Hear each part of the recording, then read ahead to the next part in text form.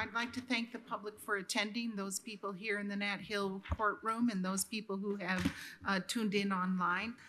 This is the Monroe County Plan Commission meeting, and I'd like to call the meeting to order. If you would kindly call the roll. Sure. David Bush. Here. Margaret Clemens. Wright Randolph. Scott Ferris. Here. Rudy Fields. Here. David Henry.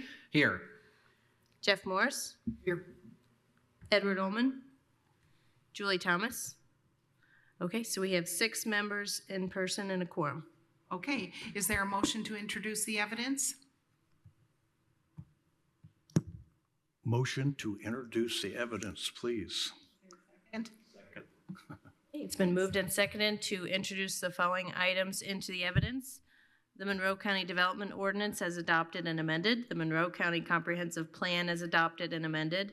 The Monroe County Plan Commission Rules of Procedure as adopted and amended. And the cases that were legally advertised and scheduled for a hearing on tonight's agenda.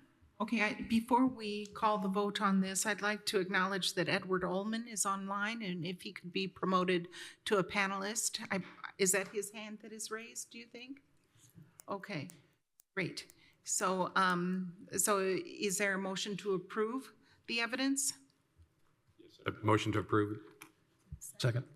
Okay, Okay, I'll go ahead and call the roll. Margaret Clemens. yes. Scott Ferris. Yes. Rudy Fields. Yes. David Henry. Yes. Jeff Morris. Yes. Edward Ullman. Yes. David Bush. Yes. Okay, motion is approved 7-0. And Mr. Ullman, I just would like to point out that when you vote, you technically have to turn on your camera and then turn it off after you speak, just for the future reference. I know we're just getting started and the motion passed anyway, but for the next time that you might want to speak, if you would kindly turn on your camera, we'd be grateful. Okay, now is there a motion to approve the agenda? Motion to approve the agenda, please. Second. Okay, it's been moved and seconded to approve the agenda as posted without any changes. A vote yes is a vote to approve the agenda. Scott Ferris.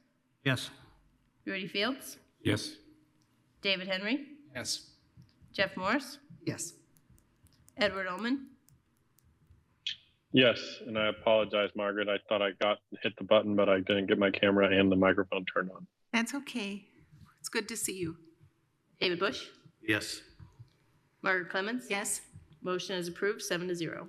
Okay, the first item on our agenda is the CDO amendment prioritization list. Would you kindly review that with us? Sure, this is an item that we've opted to keep under administrative business for our meetings, just to have a link that's easy for the public to follow. The county development ordinance was adopted last year in December, and now we're taking through a list of amendments as prioritized by the Ordinance Review Committee, which is a subcommittee of the Plan Commission. I just want to let everyone know that we've also added some updates to the MonroeCDO.com webpage. On the front page, you can more easily track where each amendment is at. That's great, thank you. Well, we're moving on to unfinished business, and we have 2 items concerning Holland Fields. Can we hear those together? Yes, I've got a Okay. presentation with them both together. Okay, so that is SIA-22-7 and 22-9 concerning Holland Fields Major Subdivision Phase 1 and 2. And Ms. Behrman, if you would kindly review these with us. Right, so just a quick note here. What the petitioner is recommending is that they continue this to May 20th. And then we do have some letter of credits that we're still in process. We have one that expires this week that they're working on getting renewed. And then in Holland Fields Phase 1, they also have another letter of credit on May 14th that we're kind of keeping an eye on, just as an update there. So Phase 2 is the part that's highlighted in blue here. Phase 1 is this one highlighted in yellow. So on March 18th, 2025, the Plan Commission members voted unanimously to continue the performance period request to April 15th, 2025 meeting. And part of that was during the discussion last month was that they were to provide us a status report, which is in the packet, page 31, known as Exhibit 7. And within that, they kind of outline all the things that we were asking them to do. So they have met with the developer of the Holland 3-lot minor subdivision. They are working to provide new estimates. That includes a curb and gutter design along that intersection at Holland Drive and South Walnut Street Pike. They're looking to identify any missing or incorrect like infrastructure requirements. And then they did acknowledge in the letter that they would be collecting those letters of credit and amend them once we have an accurate estimate. So and they generally were agreeing with like a performance period that we had set forth. We do have a deadline that we really would like to get this tied up as far as moving forward with all the information we needed of May 20th, because that is tied to the Holland 3-lot minor that we've already kind of agreed to their performance period. So this is the letter that's in the packet that outlines the things that I just discussed before, where they're kind of like letting you guys know their update and where they're at in the progress of things. Do you need a few moments to look that over, or do you want me to highlight anything?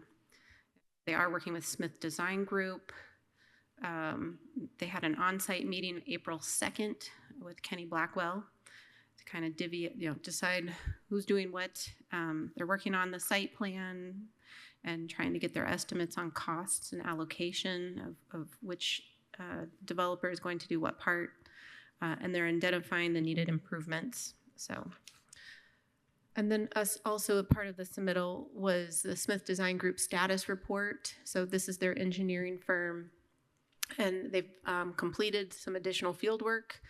Looks like they're currently in a drafting and design kind of progress, and they should have something. I think what planning staff is really kind of looking for is that review and meeting with the highway department to see if there's anything that needs to be redesigned right around May 9th as we're looking at that deadline. So just kind of a status update on where their team is at. For this one then, for both SIA-22-7 and SIA-22-9, staff recommends continuing the petition until May 20th and this would allow the developer time to have an accurate estimate of improvements for establishing both the performance period extension and then also what the inflation calculation is going to be for their letter of credit. And then we had some draft, I just kept those in there, just kind of details on what their letter of credits are, when they're due, and then also some hypothetical performance period dates that we had thrown out there that they in general kind of agree with, but I think we'd like to see the estimate first just to make sure that that's a realistic goal to get all their work completed for phase 1 and phase 2. I'll take questions. Plan Commission have questions for Ms. Behrman?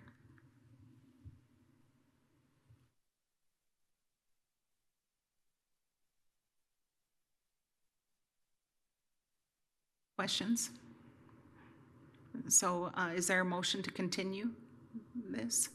I mean, I do know that the petitioner's representative is there. They didn't think they needed to add much more to the letter. Right. But if you wanted to offer them the opportunity to If speak. the petitioner, the petitioner's representative would like to address the Plan Commission, you're welcome to come up to the podium and to sign in.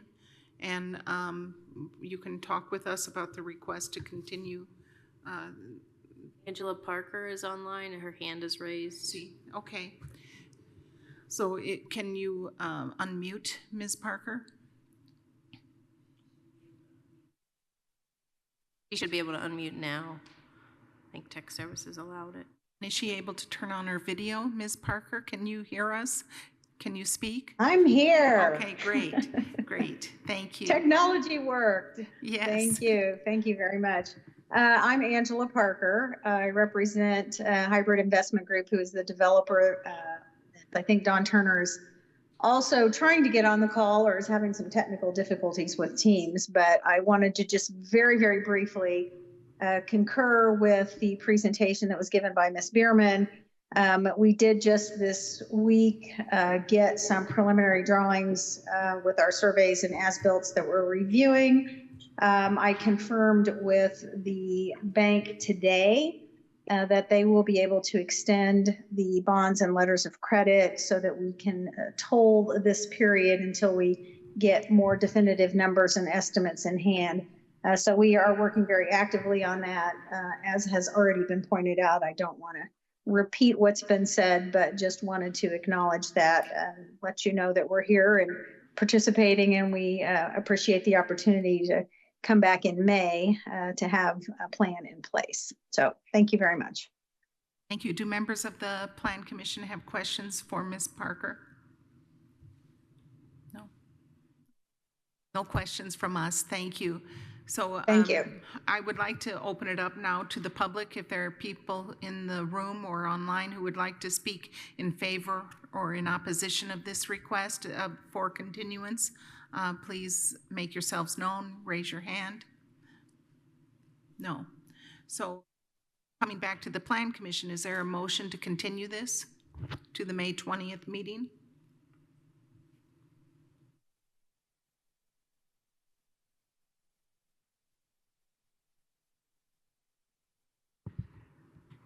I move for case SIA-22-7 and case SIA-22-9 that we continue to the May 20th regular Plan Commission meeting. Second. Second. Okay, it's been moved and seconded to continue both cases SIA-22-7 as well as SIA-22-9 to the Plan Commission meeting, regular meeting on May 20th, 2025. A vote yes is a vote to continue both SIA petitions. Rudy Fields, Yes. David Henry, Yes. Jeff Morris, Yes. Edward Ullman, Yes. David Bush, Yes. Margaret Clements, Yes. Tron Enright Randolph. He just arrived. We can include him on the next one unless you feel strongly to vote in favor of the continuance. I was just going to say, I was going to state that to the record that I just arrived and I am familiar with the case, but I feel like we got enough numbers, so I'll just recuse myself. Scott Ferris. Yes. Okay, the motion passes 7-0 to 1. Thank you. Thank you. Thank you, Ms. Parker. Okay, we're moving on to the first item under new business, and that's ZOA-25-2, amendments to the county development ordinance. And this particular discussion involves item number 2 on the county development ordinance prioritization list in regard to impervious cover maximums. So Ms. Nestor Jelen, if you would kindly review that with us.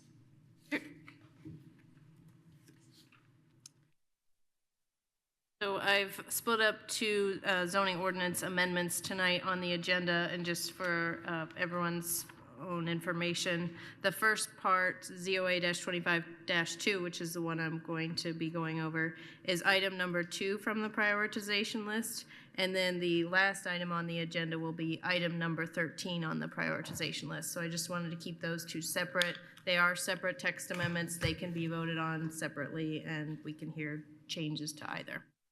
So this is a text amendment largely dealing with the impervious cover information. So this has gone through the Ordinance Review Committee, the Drainage Board, and then this is its preliminary hearing for tonight. There is a final waiver requested.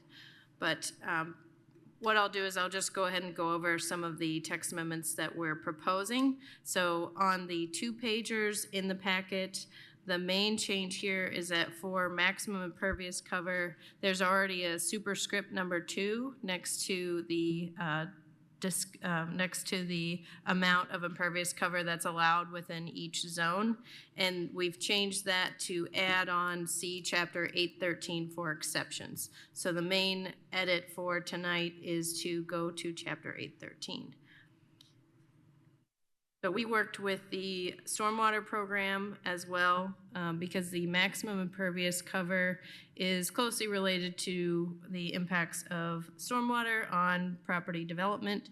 So we are trying to provide some exceptions. We have seen a lot of variance requests come through, a lot of people that have previously developed lots, and they're adding one more thing. They're over their impervious maximum, and they've been going to the Board of Zoning Appeals with relative frequency. So to address that, we are trying to do a text amendment that still keeps in mind a purpose for this text in the first place. So we are adding a purpose statement here, which is on the screen. And I think it's important for the discussion, just as we keep in mind what the goals are of this ordinance. So the purpose of the impervious cover maximum standards are to encourage compact development and therefore reduce overall impervious cover, to implement open space requirements on individual lots and possibly reduce negative stormwater impacts, reduce erosion related to excessive sheet flow runoff as a result of greater impervious cover, reduce ponding of water on properties, reduce impacts to adjacent neighbors, protecting critical watershed areas and flood-prone areas from increased flash flooding as a result of large impervious cover. So we are adding some exceptions as to how we calculate impervious. Mostly they have to deal with driveways, either that are in existence or that we are having be a certain length in order to reach buildable area, so that two parts of our ordinance are not pitted against each other, basically. And then we've also run into situations where people have sidewalks or other impervious actually on their private property, and so we'd like to exclude that from the calculation as long as that is for public use. So then in B, we do have some information on how we would go about calculating the impervious coverage, and what could be excluded, what would not be excluded. And then for our own view and for the public's view, we've included two exhibits of examples of what might be included and what might not be included, so that it's very clear for the public as to how we're calculating the impervious when we get a permit for review. That is the summary of this text amendment. Are there any questions? Enright Randolph? I guess my question is, I'm on page 48 of the packet, and I see that we've increased some of the maximum impervious surface. Is that not what we're discussing today? Yes, thank you. There are also some maximums being increased. Thank you. Not some, quite a few, which I'm actually in support of knowing some of kind of the burden that this has put on property owners and some of the examples that planning took to the drainage board. I just want to make sure we skip just down to the exceptions. So thank you. I guess my question there is based off of kind of the best analysis that you can do, which I know is pretty limited, and issues that you have seen based off of the maximum impervious surface, how much do you think these exceptions and increases are going to help relieve that burden of properties that are hitting that maximum impervious surface? And I mean, a gut feeling is good enough for me. I'm just trying to get some sense. So we've been tracking each case, each property that's coming up against the impervious cover in sort of a spreadsheet. And we think that the largest reason for the impervious maximum that's being triggered right now is due to the driveway length. So the exception of the driveways in existence before a certain date, or allowing new driveways that are to reach buildable area, will help quite a bit. As far as these other numbers, we have worked really closely with the stormwater program manager, and I want to stress that the goal is not to eliminate the need for any variances. The goal is to get to a more accurate number that maybe when we take those cases, it's clear that the development that's being proposed would maybe hinder or be against the purpose statement of the text amendment in question. So if we were to increase these a lot more. One of the other things that we factored in is this also impacts new lots being created for subdivisions. So we don't have it set out right now where a certain maximum impervious is just for development and then a certain maximum impervious moving forward for subdivisions. So it's all one. So we wanted to make sure that it was consistent. We didn't want to exclude previously platted lots because then if you have a new lot and they have to be held to the standard, why wouldn't prior platted lots be held to this standard? So we are foreseeing possibly some more text amendments to this, but we wanted to take incremental steps so that we knew that the text amendments that are going in today, we wouldn't have to pull back. We don't want to go too far in one direction and then bring restrictions back because I think that's more confusing to the public. We want to move closer to the direction that we think we've made it just right. And that will take time. Striking that balance is great. Also, the reverse is if we put too strenuous ordinance or maximums, it then, makes the public have to go through the variance process. So it kind of works both ways. My question wasn't really answered. Maybe my goal here isn't to eliminate any type of variance process. I think the goal here is to see environmental protections and development coincide and where they can complement each other. So maybe to put a better focus on it, out of all the variances we're seeing currently due to adding maximum impervious surface in these zones, is this going to provide relief? Also, planning brought this forward due to their concerns that this was causing on properties. So I don't think my question's too wild to ask, is this really meeting kind of the goal that planning sought as they brought this forward, understanding that this was causing a lot of undue burden onto property owners? I think that this text amendment as drafted is going to eliminate probably 25% of the variances that we get for sure that we've gotten so far just with the driveways. But it could be further. So some people haven't even applied for a variance because they've been told, hey, this text amendment's going through, why don't you hold off on your building project? So I do think that it will impact quite a few properties.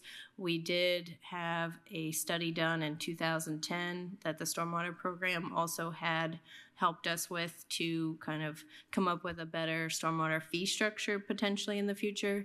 And they had identified of the properties in Monroe County that have the most impervious, the number one reason is a large driveway. So we do think that having an exception for driveways will it will relieve a lot of properties, whether they've come for a permit or a variance yet. That's not, that may not be relative to the cases that we have as reflective of the entire county.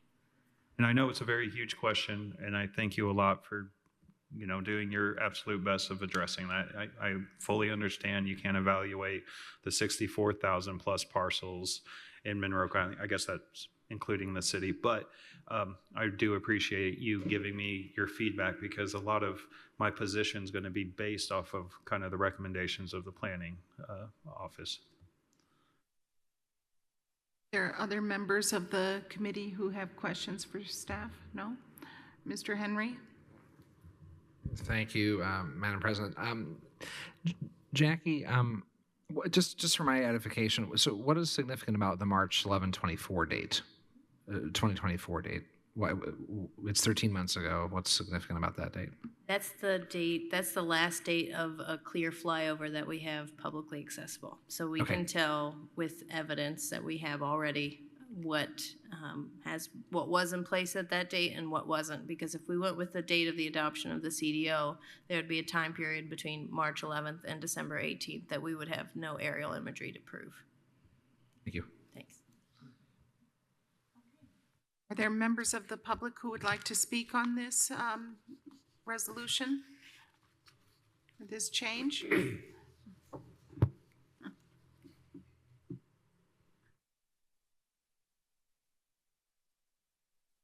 Kindly sign in and. Good evening, Randy Cassidy, citizen.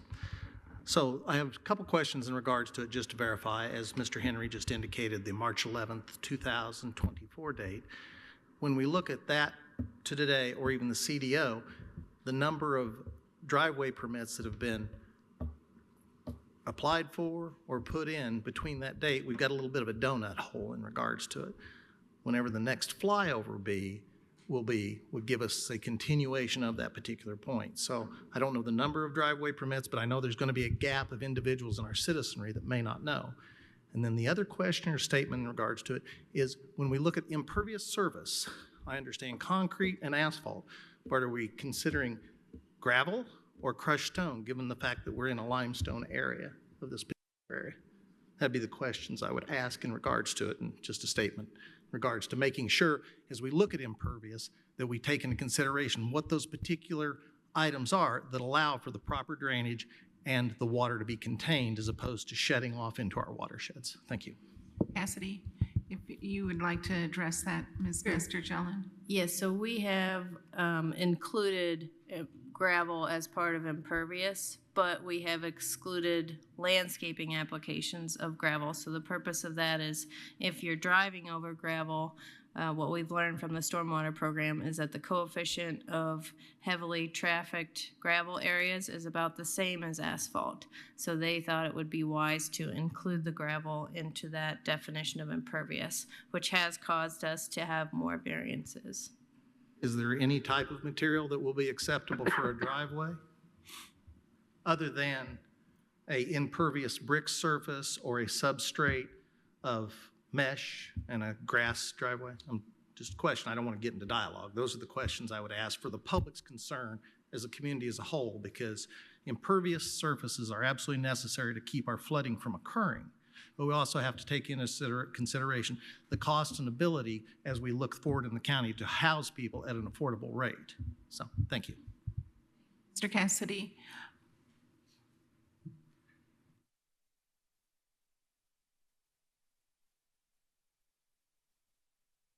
Sign in, Mr. MG. Good evening, Commission. This is Christopher MG from the Greater Bloomington Chamber of Commerce. And, you know, the Chamber are not planners, but I just want to kind of speak to Mr. Enright's points that we like more of the flexibility, increasing some of the maximum to decrease how many variances are going to be because of this. So if that 25% is accurate, this is something we would support, and to make sure that the implementation goes very smoothly. Mr. Dillon, I think, as good firm grasp on this issue, but the questions we have is to make sure that this is sort of user-friendly, that we can have that predictability that I think the users want, because we can't have the variances sort of stacked up on just driveways. We need to make this sort of easier for the homeowner, for the businesses on this impervious surfaces. So I thank you for your time tonight. Thank you, Mr. MG. Are there other members of this public who would like to speak in favor or in opposition to this? If so, please come to the podium or raise your virtual hand. See no one, so we bring it back to the committee and the commission for further discussion and or a motion.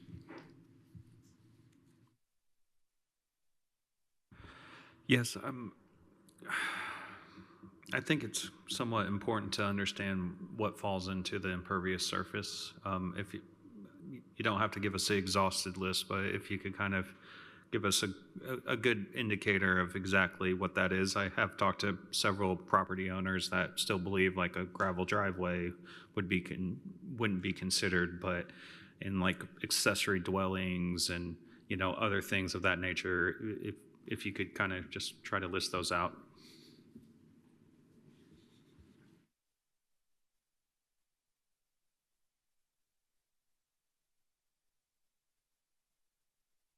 So the definition section of the CDO does include impervious cover, and I'll just go ahead and read that because it does answer your question. So in part, it says impervious surfaces shall include, without limitation, rooftops, gravel areas excluding landscape applications, pervious pavers, asphalt or concrete paved areas, private access roads, decks, driveways, parking lots, patio areas, swimming pools, buildings, tennis courts, etc. There are some duplications in there. This is a different, but that's, and then in the packet that I have here, it does show a yellow outlined area of how we would actually go about with this text amendment, if it were to pass, how we would then calculate impervious surfaces on a property. So it would include all concrete walkways. It includes the main structure, pools, tennis court, driveway back to accessory structures, those accessory structures, but it would exclude then the driveway up to that point, since this one would have been in existence. There's also an exception to Mr. Cassidy's point about driveways needed to access the nearest buildable area. So, you know, we're not going to count driveways that are within a setback, or if they have to go through a certain area to get to minimum lot width, or if they need to get around an environmental constraint to then build in a more feasible location. Those driveways would be excluded. Thank you so much. Like I was saying, and this is a kind of my statement, where I think this is a step in the right direction. I think we accidentally, from my own personal opinion, jumped the gun on this and put a lot of restraints and onerous burden on folks. During the drainage board discussion, I mentioned, you know, just exempting driveways, or even considering if a driveway exceeds a certain linear length, that maybe that does start to fall within the calculations. I understand the discussion that took place after some of those comments of how we need to have a way to administrate this as well, but I have huge concerns. I almost don't want to support this in the fact that I still have concerns, but it is the step in the right direction, and I hope we keep addressing this and we keep refining it so we are actually meeting the intent of what we're trying to achieve here by having maximums, because in these residential areas we didn't have maximums prior. And I think this date of March 11th is a good way of exempting some of what happens, but then it just puts a strain on anyone else after that date. And that's a big concern. And also, we didn't increase any of the maximums in like the HD, which I think is really important because we're talking about very small lots. Unless I didn't catch it, it was a pretty massive packet, maybe 600 plus pages this go around. But yeah, I think we need to make sure that we address the same concerns with the smaller lots because they're going to be hitting those thresholds pretty quick. So I do want to just correct a statement for the public, because we did not create the impervious cover maximum just out of nowhere. We actually did take this from the old ordinance. So there's a maximum lot coverage that we had for the rural zones, and then there was a minimum open space area for all the other zones. And as you know, when we went to consolidate these zoning districts, we were working from both a fringe chapter and a chapter that was held by the county. So we had over 35, 40 zones to work from, and they all included maximum building coverage or open space. So we weren't working from total zero to create something. We tried to make it a little bit easier for the public instead of using like floor area ratios or things like that, or having one standard in one zone be building coverage and the other standard be open space. People were always calling and asking us questions about that. We tried to make it a little bit easier. I do agree that some of the numbers, especially in the residential zones, need to be tweaked, especially in the rural residential zones. But I just want to correct the record to make sure that we know that this did exist prior. It's not a totally new standard. It's just that we're trying to get the numbers right. And by making all zones have a maximum impervious is a little bit of a change. And it's some growing pains. And we calculate it differently too. So it's somewhat new. And I'm mainly focusing on some of the way we did that calculation in the residential. So it's fine. I'll defer to maybe semantics on that, but. Ms. Nestor Jelen, would you be so kind as to indulge me in a request, and that is to go back to the drawing with the yellow outline of the impervious cover. And could you tell me, for example, how it is determined where that driveway begins and ends, the driveway that is excluded? Yes, so the driveway, that's part of the calculation. That's a good question. So we decided to make a standard that when it reached a certain width, that it would stop being a driveway, and we would then count it going up to the accessory structures. So it states driveways that can be excluded above are as follows. Any portion of a driveway with a width equal to or less than 18 feet is excluded from the impervious cover calculation. Parking areas off of driveways would count towards impervious cover.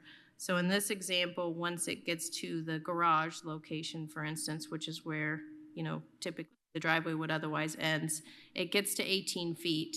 And then it does count back to the accessory structures because that's no longer an easement. That's just one lot of record.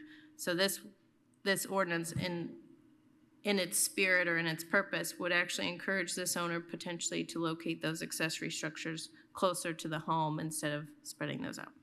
But could you explain to me why that circular driveway toward the front door is not the cutoff for the rest of the driveway?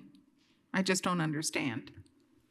That's fair, yes. So we were using this visual because we were thinking that where this image's garage was located would be the end location for the car. So if the driveway's purpose is to move the car from the public road into its location, we were picking the side-loaded garage as the part that reached the 18 feet. This turnaround area is like a drop-off area for people to turn around and park. So how is that elucidated in the code? Because to me, this is ambiguous. It seems to me that many people drive in their park in their circular driveways, and that it might meet the standard at the circular driveway rather than at the garage mat, so to speak, or the garage apron. I just don't understand. I'm sorry. So you would request that the yellow area, the driveway, once it reaches the circle area, would actually start counting that driveway at that point based on the text. Well, I mean, isn't that what the text says? I just don't understand. It's not my request either way. I just don't understand how it's implemented. Yeah. Well, I will add that, when we have tricky ones that we're not sure, we take it to a staff meeting. We meet weekly with all of our planners and zoning inspector, and we all kind of come to a consensus if we think it counts or not. That, to me, when I would look at that as kind of like a bonus driveway, is not necessary. It's more of an aesthetic type of driveway, whereas they have a driveway that goes into their garage area on the north side of the building.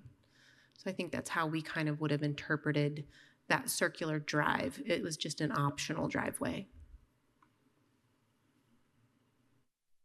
But the standard is where it reaches 18 feet or more than 18 feet, so I just don't get it, that's all.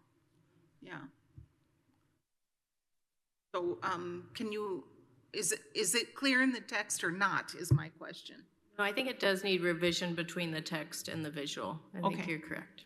Okay. And this is a preliminary hearing, so I want to take all comments, and if you see fit, we wouldn't waive the final hearing, and I'd be happy to take more amendments to it. I do know there's some folks that are interested in this text amendment proceeding to some extent just to get the variances that we already have in the queue to be lessened, but we want to get it right, so I would rather take the time to get it right. Mr. Henry? Thank you. So pursuing the image a little farther, so is it fair to say that the image is not illustrative of the text right now, or it feels like we now have a little more text to describe the image we're looking at, and there might be another illustrative image we need to describe the text as is. Does that make sense? So which do we fix, the illustration of the text? I think your both question? at this point. We've been presented with an image that needs language, and we still need an image to show us what the current language is trying to tell us. At least that's the way I'm hearing it. Is that a fair way to put it? I think that's correct. And if folks would like it to be just the way it's written, it would include, as Margaret stated, I think it would be a more fair representation to include this portion of the driveway with the cursor here. So if we left the text the same, we could change the illustration. If we left the image the same, we could change the text. So if there's a preference one way or the other, I can do that. I don't have that preference. I just wanted to point out that maybe there's either more text or more image in a draft here. My question I wanted to come back to is one that I appreciate Mr. Cassidy's comment at the podium about that window between the March 11 flyover and then people it may have permitted and get kind of caught in a process here because it's been 13 months to this date anyway. So what, just walking through that hypothetical, I mean, someone could get a permit and do no construction, right? And it could, nothing has happened in that time period. Or they could have finished their driveway in the month of April of 24 and have a year's worth of driveway sitting there. They now are caught in a process. So what happens then to that citizen if they present either not having the exemption? Like, walk me through a scenario or two of what this means in your view. Right. So typically, let's say someone's received a right-of-way activity permit or a driveway permit and a stormwater grading permit, and they just put in a driveway. If that driveway was put in after that March 11th date, and the driveway is long just to maybe be far off the road, people like to be in the quiet area, but there wasn't any buildable area constraints in there, we would actually count that driveway, and then when they go to submit a building permit, if their structure plus that portion of the driveway we would count gets them to the maximum, at that stage they would get a variance. But it wouldn't be a matter of, we're not tracking these as, like if people have proper permits, it's just when the structure is requested to get a permit, that's when we're checking the impervious. When they filed for the permit, they engaged a process where this wasn't a exemption, right? Right. So we've kind of created a bit of tape here, the way I'm hearing it. Right, and we have talked to the stormwater program about exempting all driveways. That was a discussion that we had at the drainage board, and this is the text that we came up with out of that conversation. So it was not directly supported, I think, to exempt all driveways if the purpose is in fact to eventually create more compact development, potentially shorter driveways, or to have people have less impervious. So to be my own devil's advocate here, if we set the date at the adoption of the CDO instead, we run a risk where someone could have attained a permit and have not begun construction, and now I'm trying to get a timeline that makes sense for somebody. And honestly, I think to the point, I don't really know how many people this really is that is affected in this sort of 13-month window. So I'd be open to what a different date could look like. I appreciate the aerial is the evidence. Like, I mean, I appreciate that you want a standard to go back to and say, look, we know for a fact the driveway was in place, but it's that permitting of a very long window. What would be the disadvantage of setting a date at the ordinance as opposed to the evidence of a flyover, saying like the CDO date is the date of, I guess it was adopted by the commission in late December, right? Right. We just would not have information except for their memory of when the driveway was put in. So it's just a little bit less clear of a desk review. It involves a few back and forth questions that we could have saved ourselves a little bit of time, and it's a little bit for ease of review of permits. We do check quite a bit for every building permit, so we try to make that as easy as possible for us to administer. That in mind, is there anyone willing to make a motion? Or do we need more? Mr. Colonel Ferris? So Jackie, before we vote, can you tell us what, in fact, you've taken from this discussion on what you're going to change? I would change, based on this discussion, I think that I'm hearing that it would be preferable to change the text. Instead of just saying when it reaches 18 feet, I'm going to try and change the text to better match this illustration. I think this illustration is capturing what we hope the spirit of the ordinance would do. And then I'm also hearing just some overall concern about just counting driveways. So if we need to take back a new text amendment or hold off on this one, we could do that. So we can either take this one as it is and then have a new one filed shortly behind it with more revisions to it, or we can pause this one and get it right to begin with. And if we continue it one more month, we could also bring it to the admin meeting to have a further discussion. Would you tell me how many cases and how many building permits are being delayed because of our inaction on this item? So we've had 10 variances this year out of, I believe, 28 variances that have had to deal with impervious. Out of building permits, I would say it's pretty much 1 out of every 3 is coming up against an impervious. So I think for our consideration of the Plan Commission, do we go with what we have is better than no change, or what is being proposed here is better than doing nothing, or do we wait for a more perfect, I guess, ordinance? So, yes.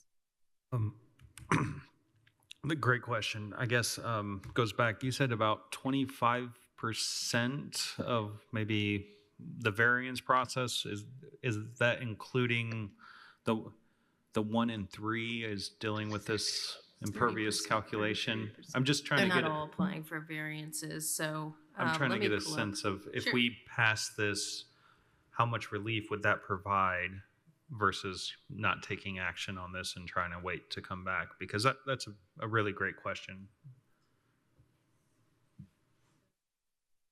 This was something that we shared at the Ordinance Review Committee, which was an idea of, we have both percentages and square footages. So this was identified at the passage of the CDO that this may become a problem because we have stated in here whichever is less. So this is a few properties that we've reviewed and they've either gotten close or were of issue. So for instance, there was one that has 50% or 7,000, whichever is less. If we excluded the driveway, that one would not have been an issue. Same with the next one. Same with the next one. So 1, 2, 3, 4.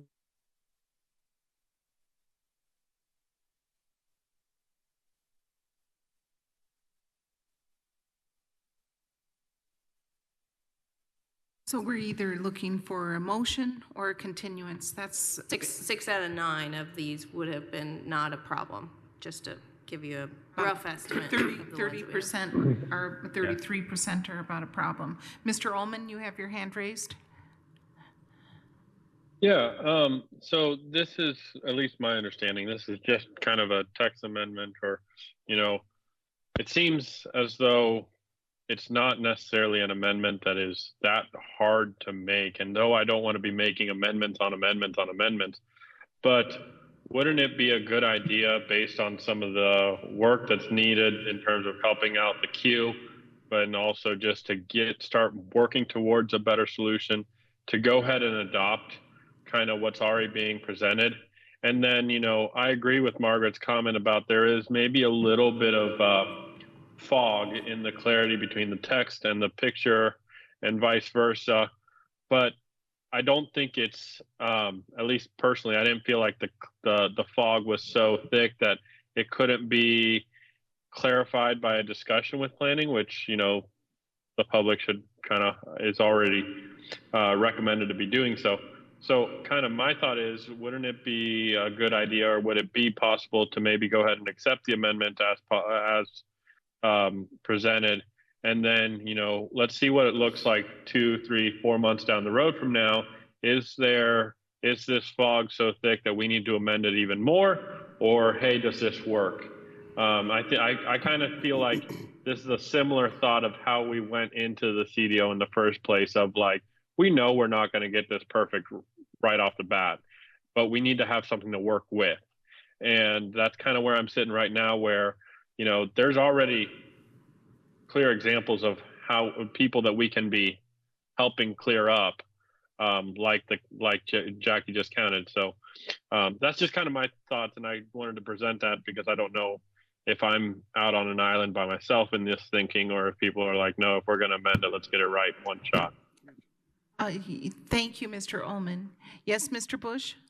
I have a question regarding the discussion that was had at the Drainage Board meeting on this topic, and maybe Mr. Enright or Ms. could give a little insight into the debate over the driveways. Was it something that was a slam dunk, or was there like a lot of back and forth in for or against? And because I'm still struggling with obviously gravel and crushed stone are impervious surfaces for the purpose of this discussion. I get that. But if you've got a driveway that's a half a mile long, you know, how impactful is that on a large piece of property versus a fairly small driveway on a dense, high density piece of property as well? So was the Drainage Board, were they like 100% in favor of it, or was it a contentious discussion? That's a good question. I think that it was, we were also doing a bit of education to the Drainage Board, so they had a lot of other items on the agenda, and we had actually came to them with that table I had shown, and I'm happy to share just some of the information. So we basically said, here are the issues. We're getting quite a bit of variances. A lot of people have longer driveways. They prefer longer driveways. Here are the goals that we still want to consider. And then here are some ideas. So we had already kind of said, you know, driveways in excess of 50 feet long could be exempt. Driveways constructed prior to December 18th could be exempt. So there was, and then we had some other considerations such as like if they would go over the impervious cover, could they plant a tree? Could they add a rain barrel? And then, you know, we also had some ideas of, you know, could we also think about just changing the square footages or percentages? So we didn't want to go too far into the different direction because, like I said, the goal isn't to eliminate the need for all variances. It's sort of an example of like, you know it when you see it when it's too much impervious, but it's really challenging to do that across all zones. And so I exported, for instance, just for your clarification, all of the zones and the average lot sizes and then the minimum and the maximums. And the places that we're having the most difficulty have the widest range of lot sizes. And so because this ordinance is written in such a way that it doesn't compensate for whether you have 2.5 acres or 200 acres, it says whichever is less, it's becoming more of an issue. But I will say that just some of my notes from the Drainage Board here, they liked the idea of, you know, some of the driveway considerations, but I think again, like it came back to what are the issues that we're having when we have longer driveways, especially steep driveways with washout into the road or causing freeze issues on the road, things like that. And I also mentioned Stormwater Program Manager Erica Penna is online, so if you would like her feedback or anything, I asked her to be here for this particular topic so she could speak to that as well. But I don't think that they necessarily wanted to see a full exemption of all driveways, but it was something that we did consider. Thank you. Yes, Mr. Ferris. Why gravel? So as I mentioned before, the coefficient of gravel that's been traveled over by cars is about the same as asphalt. It's about 0.9, if I understand, and asphalt is 1. So it's actually pretty much similar in terms of filtration of stormwater. Does it make a difference on the thickness of the gravel? Because you have seen, just like I've seen, you've seen some folks who don't have complete gravel. They'll have little strips. Is that the same thing?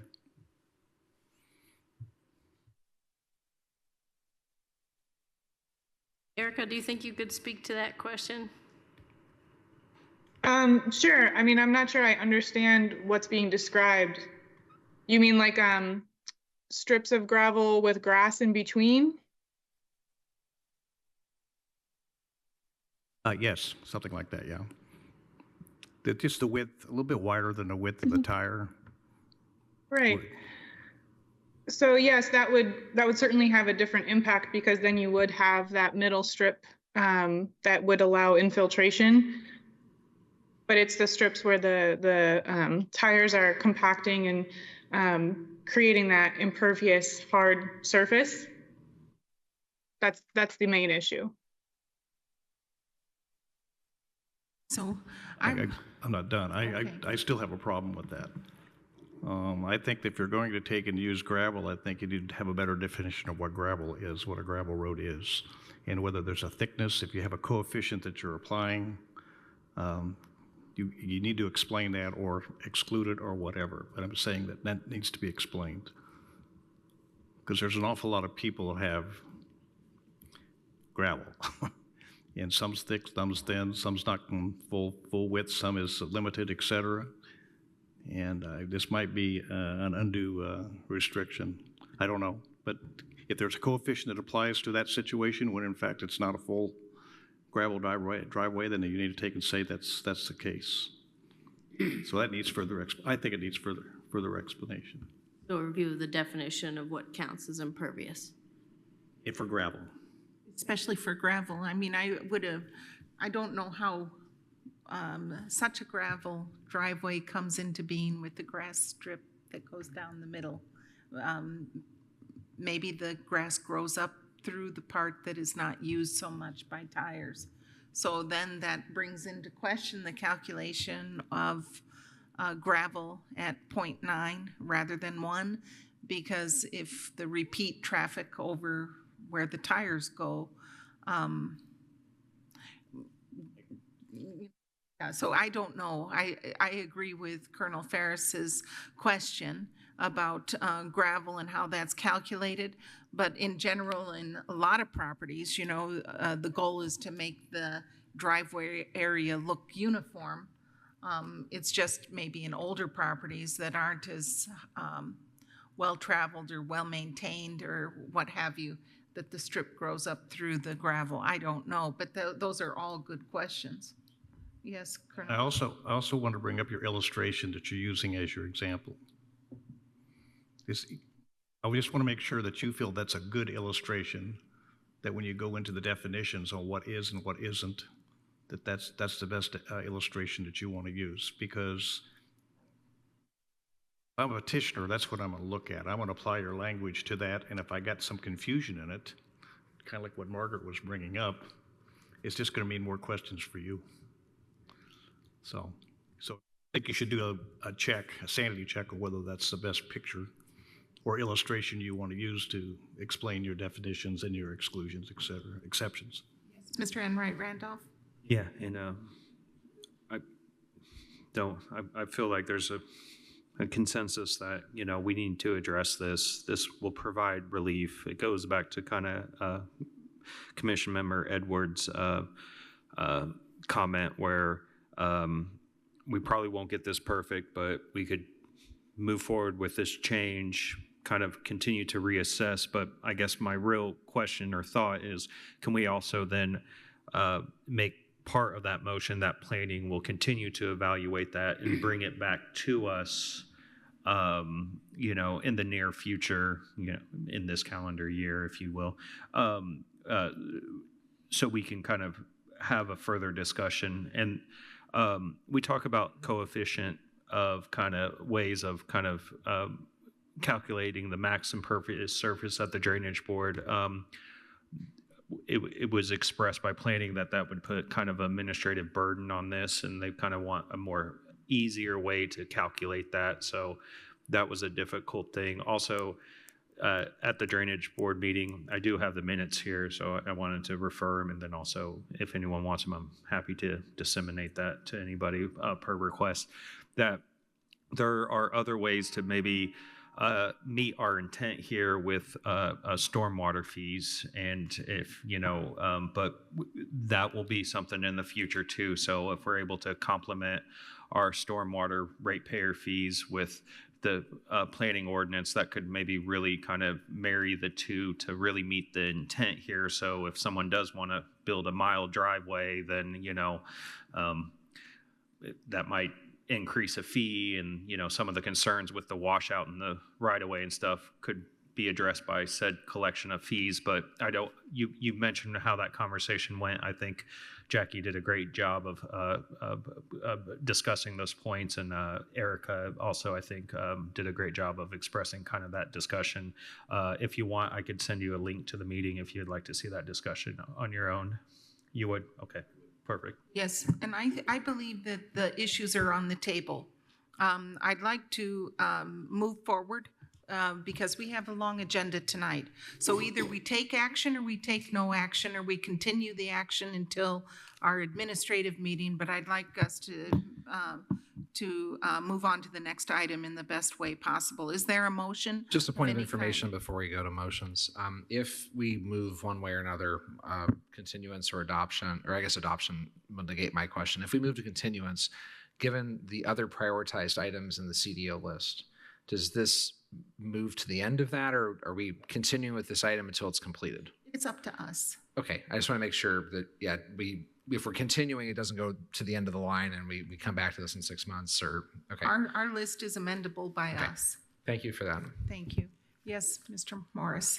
I think my high level opinion of this is this has become very overly complicated for what it is. And I think that this needs some simplification and needs to be brought back before us next month. With that, for case ZOA-25-2, I will move that we deny the waiver of final hearing and bring this back at the May 20th meeting. Second. Okay, it's been moved and seconded to ZOA-25-2 and to deny the waiver of final hearing. So this would be automatically brought back to the May 20th, 2025 regular meeting and the May administrative meeting. A vote yes is a vote to deny the waiver of final hearing. Edward Ullman? I'll vote yes, but I do want to add that I do feel like we could have met somewhere in the middle and gotten at least something moving in the right direction. But hopefully we can get some some edits to the amendment before the May meeting. David Bush? Vote yes. Margaret Clements? Yes. Trona and Wright Randolph?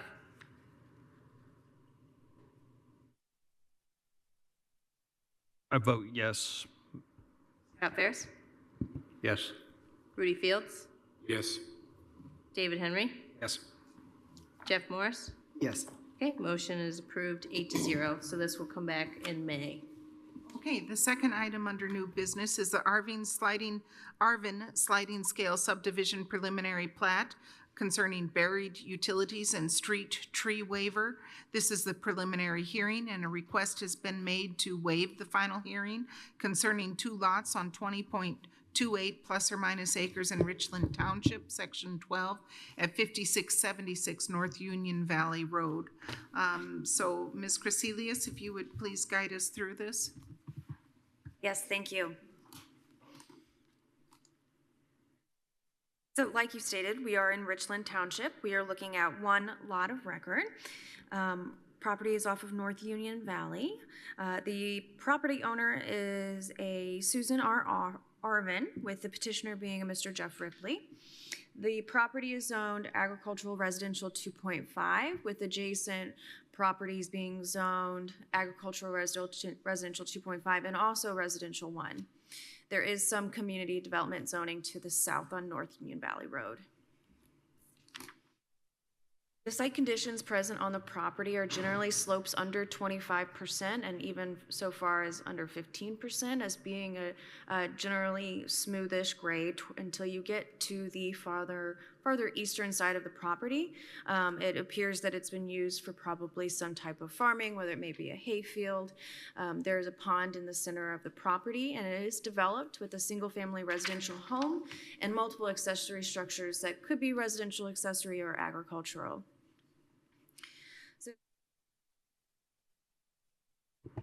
They are proposing to subdivide and use the sliding scale subdivision procedure to create 1 new buildable lot. So on screen are a couple of pictometry photos from 2024. We're going to see that new lot pretty much running from east to west, fairly close to half, but still meeting the requirements of the sliding scale subdivision. So the proposed lot 1, which would be the parent parcel, would be about 13 acres, with lot 2 containing the already built home would be about 6.5 acres. So pictometry on the screen is looking north at the property as it exists. I think this is a little bit older photo, either from 2023 or 2022. And on screen is just a photo of a Google Street View of looking at the property from North Union Valley Road.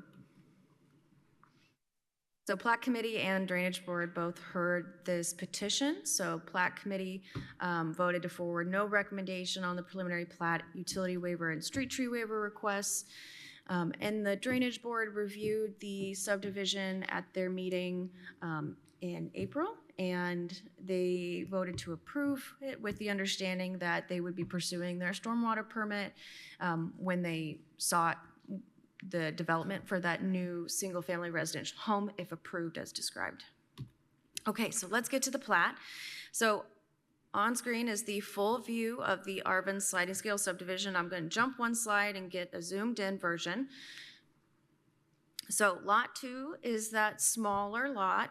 Lot 1 is going to be the parent parcel, which is going to have the moratorium on it of not allowing further subdivision for 25 years without a connection to public utility. So lot 1 would be about 13.72 acres with 11 so acres in buildable area. So that would be excluding setbacks, excluding the drainage easement that the stormwater program requested around the pond, and excluding any other unique areas on site, which really there aren't anything too unique. There's no unique environmental conditions like karst features, anything like that. On lot 2, it's going to be about 6.41 acres. They are dedicating right-of-way on site, and they are requesting 2 subdivision waivers for this request. So the first one is a buried utility waiver.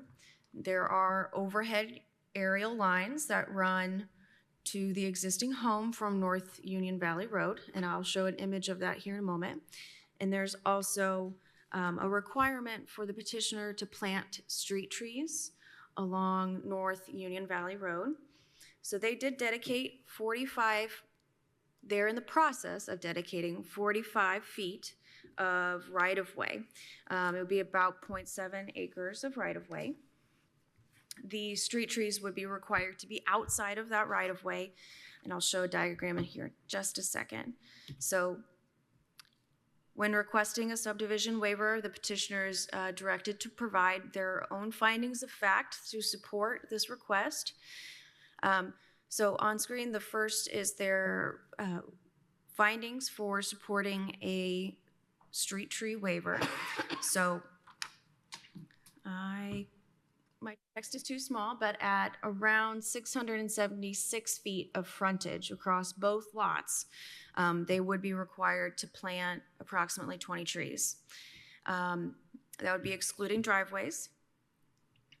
They are stating, that they find that it's an unnecessary financial burden, that would have a minimal effect on the ratio of uncovered land, etc. So their findings are within the packet. I do want to note, they do state that there are aerial lines along North Union Valley Road. Street trees are required to be planted outside of the right-of-way, but within 20 feet. So they would be a good distance away from any utility overhead lines that run along the road. So with some discussion at Plat Committee, they did provide a tree preservation area on the plat. So the petitioner did go on site and identify that there were 19 plus trees of healthy condition in a certain area, and they had their design professional mark that area on the plat. So it's shown on the plat as a 30 by 30 area of tree preservation. The next waiver is for buried utilities. So On screen are their findings that they've provided. I'm going to go ahead and jump to the image. I think it's the most helpful. So the existing home has an overhead aerial line. It comes from Duke power lines that run along North Union Valley Road. Those power lines are in an easement, and we don't look at those power lines. But when a line is, when the property that's being proposed to be subdivided is being has sole access from an overhead aerial line, that's where this requirement kind of gets triggered. Also, any new development would be required to bury utilities. That's normally not any type of concern for petitioners and subdivisions because that's standard practice now. So this requirement is to, normally the request is to provide relief for the existing home from taking these power lines down and burying them underground. So the existing property has about 716 feet of overhead line that would be buried. So the petitioner states that it would be a financial burden, that the overhead utility line poses no threat to public safety, health, or welfare, that it would be a large financial undertaking and unnecessary due to age of overhead line. And again, I won't read every point as that was provided within the packet. So staff does recommend approving the sliding scale subdivision preliminary plat and the street tree waiver request based on the findings of fact and subject to the Monroe County Highway Department reports. With that, we also recommend approving the waiver final hearing. And we recommend denying the utility waiver request based on the findings of fact stating no practical difficulties demonstrated, and that any property proposing a subdivision in this area faces the same requirement to bury existing and proposed overhead utilities. Do members of the Plan Commission have questions for staff? No? Colonel Ferris? Like an education question for me. When you're thinking about the practical difficulties for the utility waiver, how do you define practical difficulties? Is financial not one of them? Great question, and let me go straight to the definition.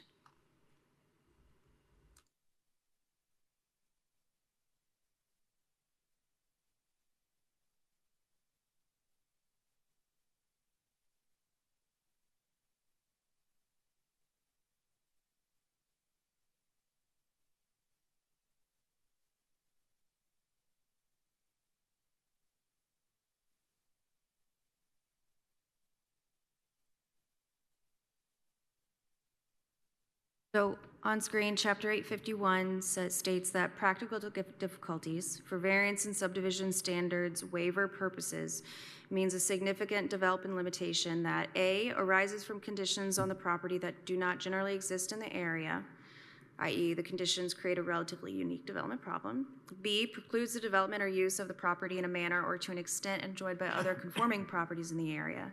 C, cannot be reasonably addressed through the redesign or relocation of the development building structure, existing or proposed, and may not be reasonably overcome because of a uniquely excessive cost of complying with the standard.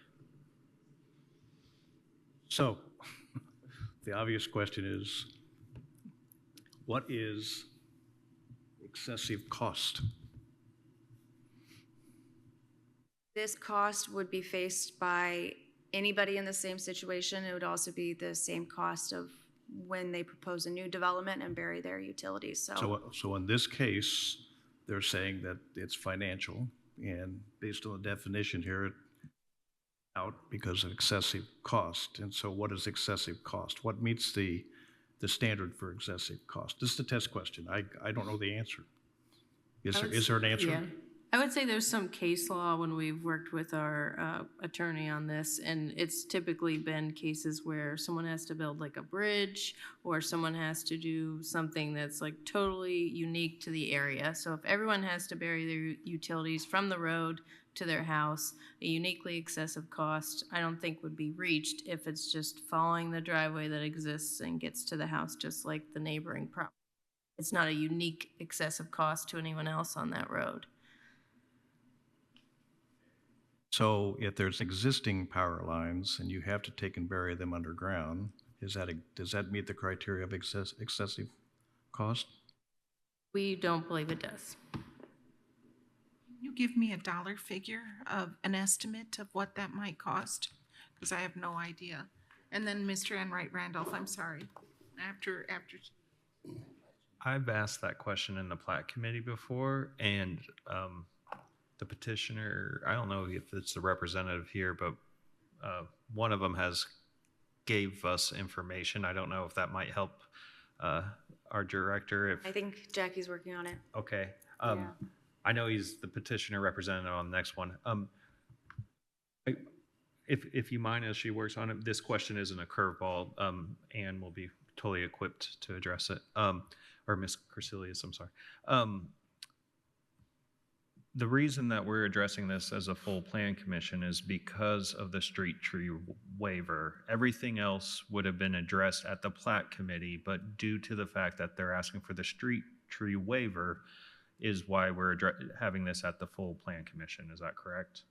That is correct, although I'd like to note that the plat committee did not recommend, they didn't offer a recommendation on the utility waiver, so. Right, because we knew it was going to come here for the full discussion, or it would have been a plat committee decision.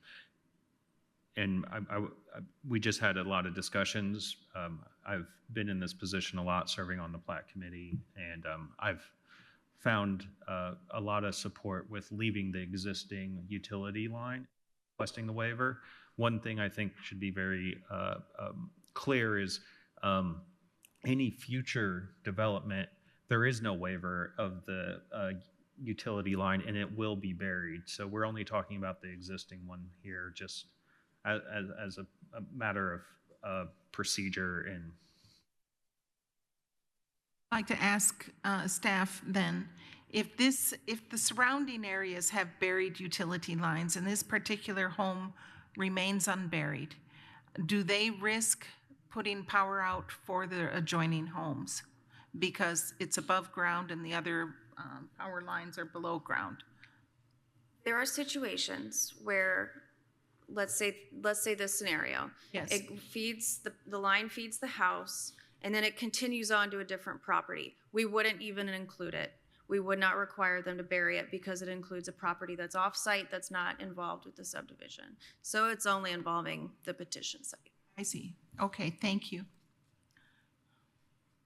Well, while you look that up, Jackie, do you mind if I ask my colleagues here if they have other questions, or we could hear from the petitioner? They may have the answer.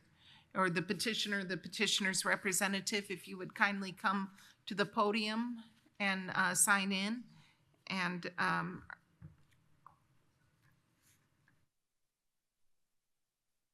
you're Mr. Ripley? Yes, ma'am. Yes. Jeff Ripley. Thank you, Mr. Ripley. Yep.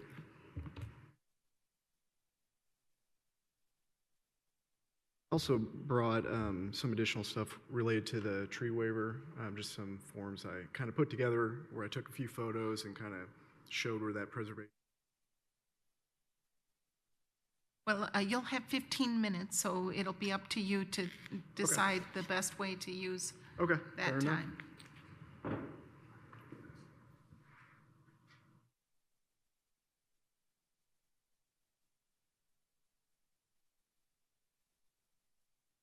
So this is new to me. I'm not an actual developer, although I am today, I guess.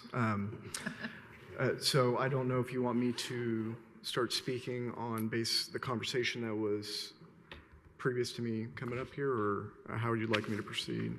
You would kindly just go forward with your presentation on the street tree waiver and also the buried utilities. Sure.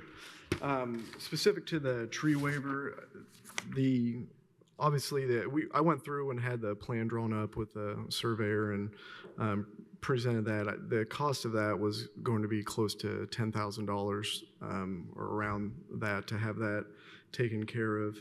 I'd like to add that I don't know the exact amount, but a good probably half or more of the property would contain trees on them.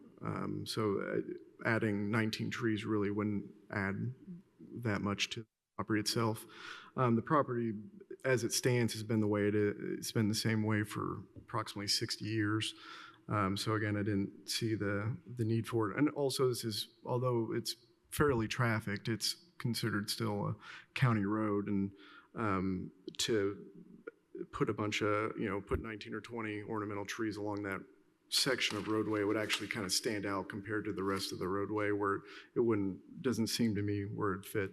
So one of the things that was brought up was a tree preservation area, which I was perfectly content doing, which is what I provided you all with. And so there's a section there, and I added the trees that were in there. And I kind of lost count of the sugar maples, and I kind of stopped at 25, but there's several of those. One American beech tree, one flowering dogwood, and one honey locust. So those are the trees that would be in the area. Hopefully that would be satisfactory in lieu of the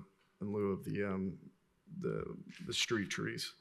So that's my main take on that. And if you guys have any questions about that, I'm happy to answer them. Gonna have a sugar shack there? There is one actually, but that would remain with Susan. Okay. Yep. Then the other side of it would be the utility waiver. As far as I can't remember the exact wording as far as the cost. I don't know if that's determined based off of each individual project or each individual person's ability, or what would be considered excessive cost. In my case, this would be excessive to me, as far as what would be required of me to bury the utility lines. And, this is separate from a typical neighborhood where you may be going 30, 40, 50 feet, I guess, where this is set back, the existing residence is set back 700 and something feet, that utility line would have to be buried. I don't know the difficulties that would incur with it. The pond that's on site to the north of where the current utility line runs, that side is the dam side. So if there ever is an overflow of water, that water would be running downwards towards wherever the new utility lines would be put into the ground for Susan's current residence. And I don't know what kind of difficulties that may cause or not. I also have kind of gone through Union Valley, just the small section that's from 46 to McNeely, to determine how often this occurs, and it got difficult to count. I mean, there's 20 or more houses just along that section of roadway that have the same situation, so you'd be removing one.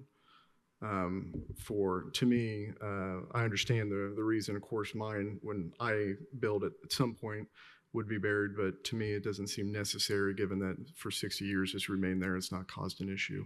And then for me, it'd be several $1,000s to bury. So. Further to say? I don't think so. Okay, let me ask my colleagues if they have questions for you. No? I found the other case. Okay. So there was another case where actually the linear footage was 745 feet, and it was also $10,000 to bury that line. So that comes out about $14 a foot.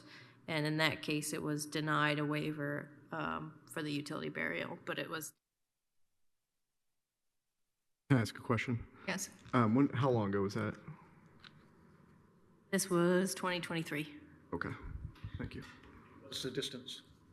I believe it's on the 716, so it's pretty comparable.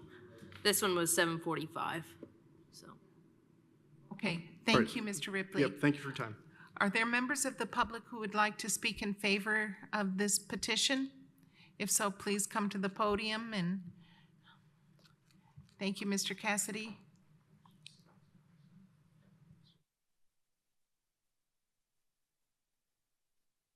City, and this one's a little close to the heart. Mom lived on McNeely Street for years, and this is the Rudy Yansky property, which he came here from the East Coast in the 60s.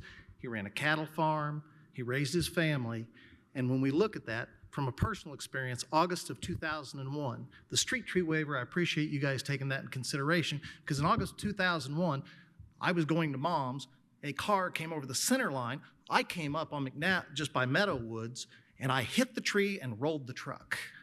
And that was approximately 30 feet off of the road. So those trees along McNeely, because it is a narrow, fairly narrow road, and it does have some things, that's a pause from the public safety standpoint on a personal experience. The prescriptive aspect that we're looking at in the utility line, as it is being a little bit of an older guy, I have a little experience in this particular area. That particular line that occurs down there, that would be a Duke line. That is a 12470 line that feeds back to Mr. Rudiansky, or excuse me, Mr. Rudiansky's passed, great guy. But that would be a Duke line that they would determine where on that line it would feed the house. It more than likely would not come off of Union Valley, because that is a single high voltage line that feeds back, hits the transformer by I always refer to Mr. Rudiansky because he was dear and dear to my heart.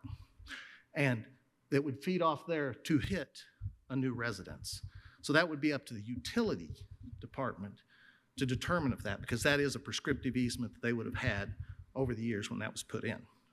And then also on the other thing, Mr. Rudiansky, he ran cattle for there, and that was the last time Tamby helped pull a cow because it was pregnant in there. Mr. Rudiansky was older, and she helped. We were going to Mom's, and she said, I think he's having problems. And the next thing you know, she led the cow, and they had the calf. Oh, that's great. So long story short, prescriptive utility easement. When we're looking at the $14 cost, it has increased from there. I can't tell you without talking, it is a Duke line. So thank you. Thank you, Mr. Cassidy. Are there other members of the public who would like to speak in favor of this petition? Are there members of the public who would like to speak in opposition to this petition? Please come to the podium or raise your virtual hand. There's no one. I'm coming back to the Plan Commission for further discussion and or a motion. Yes, Colonel Ferris. I can support the moving the sliding scale subdivision preliminary plat and the street tree waiver. I can. I have a problem with excessive cost. And so I believe that the status quo should remain, and this waiver should be approved instead of denied. So is that I'll let others talk if they want to talk. Mr. Enright Randolph? I support Mr. Ferris's potential recommendation for a motion. Are there others who would like to speak? Yes, Mr. Fields. You know, I looking at that road and that type of countryside, you know, you've got a county road along what has been an agricultural field for years, and there's a certain symmetry and charm in that to me. And the thought of going out there and planting a bunch of ornamental trees just really kind of, to me, it seems very contrived. And I just don't like the idea of it. I understand the power, but it's an existing line, so I go with Colonel Ferris and Mr. Enright that I'd support the waiver. Thank you, Mr. Fields. Mr. Bush? I also would like to support the street tree waiver, and I'd like to commend the petitioner for being willing to segregate a portion of their property as a preservation area. I think that goes a long way toward working with the land rather than just having a rubber stamp, this is the way it must be. Regarding the buried utility line, I would be amenable to supporting a variance to that as well in this case. I think it's also important to remember the language that was in there, that it really needs to be a uniquely difficult hardship rather than just a financial hardship. Otherwise, everybody's going to want to opt out on that. So anyway, That's my comments. Thank you, Mr. Bush. And then Mr. Ullman, I see your hand is raised. Yeah, thank you, Margaret. So I support, I support the pretty well everything on the presented. However, in particular, I wanted to talk about the street tree waiver because I support the idea of the designated tree conservation area. However, I think it's poorly executed. And even though they've identified 19 trees, sounds like you guys got the opportunity to look at some pictures. I did not. I don't have access to the pictures that you guys got to see. But when I look at 19 trees in a 30 by 30 area, that's, 900 square feet, 19 trees, that shakes out to be what, like 40 something square feet. You're looking at trees spaced on a 7 by 7 spacing, and that density does not equate properly. And this is something I briefly brought up during our admin meeting earlier this month. But at that density, you're looking at over 900 trees per acre, and I can guarantee you with certainty that 10, 15, 20 years from now, you will not have those 19 trees present. And when you look at what we were talking about on a street tree lineup of 35-foot spacing, like Ann mentioned, they're 20-foot minimum setback off of the road or within 20 foot, you're looking at trees getting a space for their canopy of like a roughly, 20 or 30 foot by 35 foot. And there's a lot of data out there that expresses the beneficial importance of canopy growth and tree vigor in correlation to environmental impact, which is why the street tree waiver or why the street tree ordinance was put in place in the first place. So though I like where the petitioner was going with the idea of setting aside a conservation area for these trees, I think that a 30 by 30 is a far cry from sufficient spacing, because he might have identified 19 trees in there right now, but I can guarantee you that in 10, 15 years from now, a quarter of those to potentially even half of those will have self-thinned themselves. And 30 years from now, we're going to be looking at maybe 8 trees in that 30 by 30 area. Just by natural processes. The average density in Midwest forest is somewhere in between 100 to 200 trees per acre, and you're talking about 900 trees per acre, far overstocked. So, because of that, and there's Tammy and I recently spent a couple hours working on some things that we'll bring to the whole board here in the coming months. But I would be hard pressed to accept this, and if it was a waiver of for the tree waiver, not on the basis of the idea of waiving the trees. I'm fine with waiving the trees, but I think it needs a lot more than a 30 by 30 area. I would just like to thank Mr. Ullman for his insights, because he has a lot of expertise in forest management and tree management. And it was his idea to allow for a set aside for a tree conservation area in lieu of the street trees. And so it is a good idea, and we do have some more work to do on that. But Mr. Ullman, do I hear that in this case you would be in favor of approving the street tree waiver or opposed to it in this particular case, given that you want to do more work on the conservation area? So in this particular case, I would not be in favor of the tree waiver based on the 30 by 30 area that they've designated. If they would be willing to expand that 30 by 30 area to, I'd have to pull out a calculator to do some math, but Tammy and I have a rough structure on an amendment coming in the coming months. And I know that doesn't apply because we're talking about a future amendment, not one that's in place right now. But a 30 by 30 area is a far undercry insufficiency. So I would not support this. I can't, just my forestry ethics coming through on that. But I'm accepting of the tree waiver in the general concept of the conservancy area. I just can't accept a 30 by 30 conservancy area. Thank you, Mr. Ullman. Mr. Ripley, yes. I have no issue creating a larger area. I just have inexperience in this field, so I looked at the amount of trees in the area and got to a point where I thought that would be sufficient for what was intended to be planted along the roadside. Thank you, Mr. Ripley. And with that, Mr. Ullman, did you have a recommendation in this particular case? Madam President. Yes, Mr. Enright Randolph. Could you wait until Mr. Ullman has an opportunity to answer that question that I asked of him? So trying to do mental math on the fly here, you know, if I'm thinking, I can't recall exactly how because we had research-based reasoning for our statement, and I think we kind of fell somewhere in the 500 square foot per tree status on our edited version of the amendment with Tammy. That would kind of come out to be about 100 by 100 area if you're looking at those 19 trees. So we're looking at, you know, what is that? A ninth? A 30 by 30 would be like a ninth, almost a tenth of the area. So, you know, that's where I would be leaning if it'd be possible to get, you know, something around, you know, 500 square foot per tree. That would be a lot more of my preference. You know, even if we didn't get a full 500 square feet, even if we had to settle for like a 300 to 400 square feet, I'd still be accepting of it.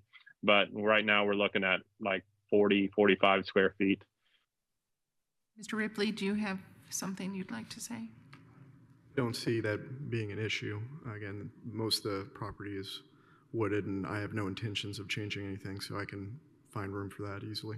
Thank you, Mr. Ripley. Mr. Enright Randolph? Yes, actually, before you leave the podium,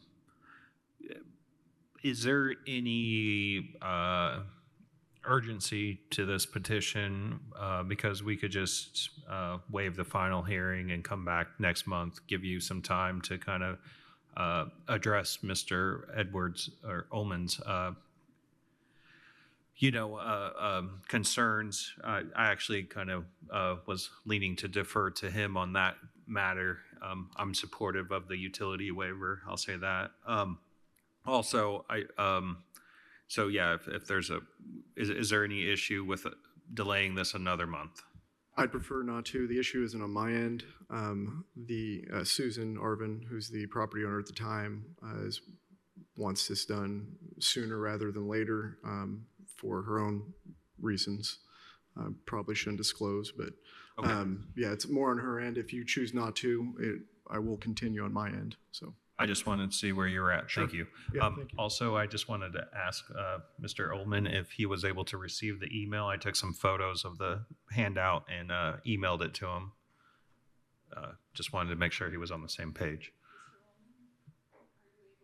See the handout of that Mr. Ripley sent. I think Mr. Enright Randolph indicated that he had sent it to you via email. It's a large wooded lot. I don't think that. Yeah. Okay. Sorry. Yeah, I received it. Thank you, Tron. I appreciate you sending that. So, I mean, like I said, that kind of chimes into my thoughts or my vision. You know, I spent enough time in these seeing TPAs, tree per acre, that, you know, I kind of envision that's what we were looking at. And, you know, we're looking at very small diameter trees, and in terms of their general structure compared to what we would see 10 years from now, present there versus 10 years from now if street trees were planted, and the environmental benefit that they gain. That's my biggest holdup here. I'm not against the trees being removed from the street line. I do agree with some of the other comments that were made about that.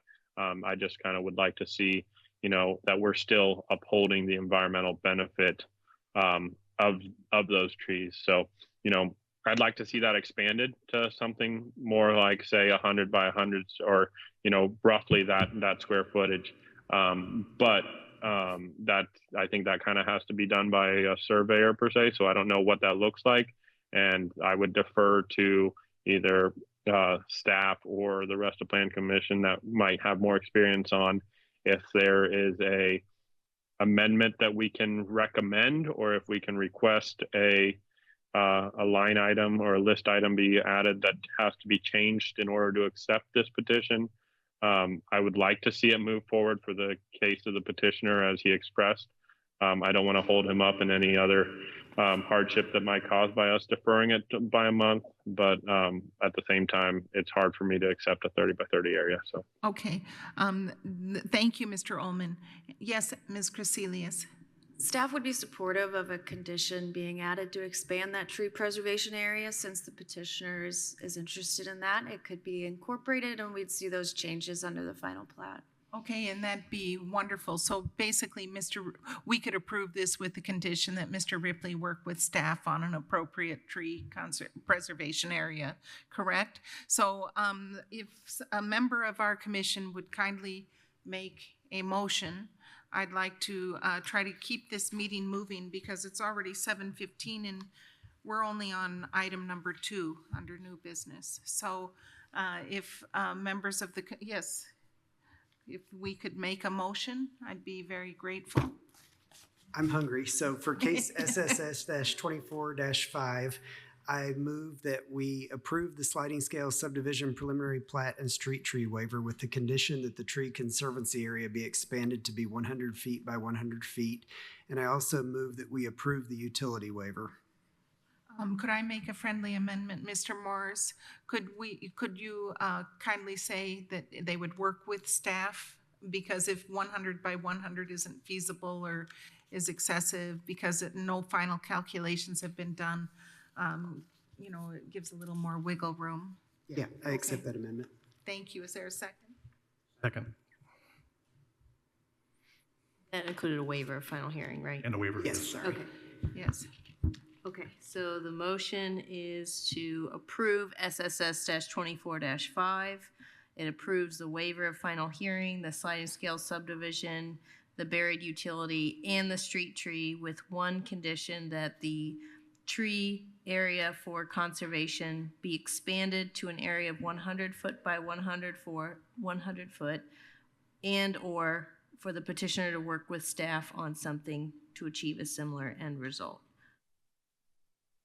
Vote yes as a vote to approve the subdivision. Edward Ullman. Yes, and I just want to say thank you to the petitioner for working with staff and working through this. So I really appreciate it. David Bush. Yes.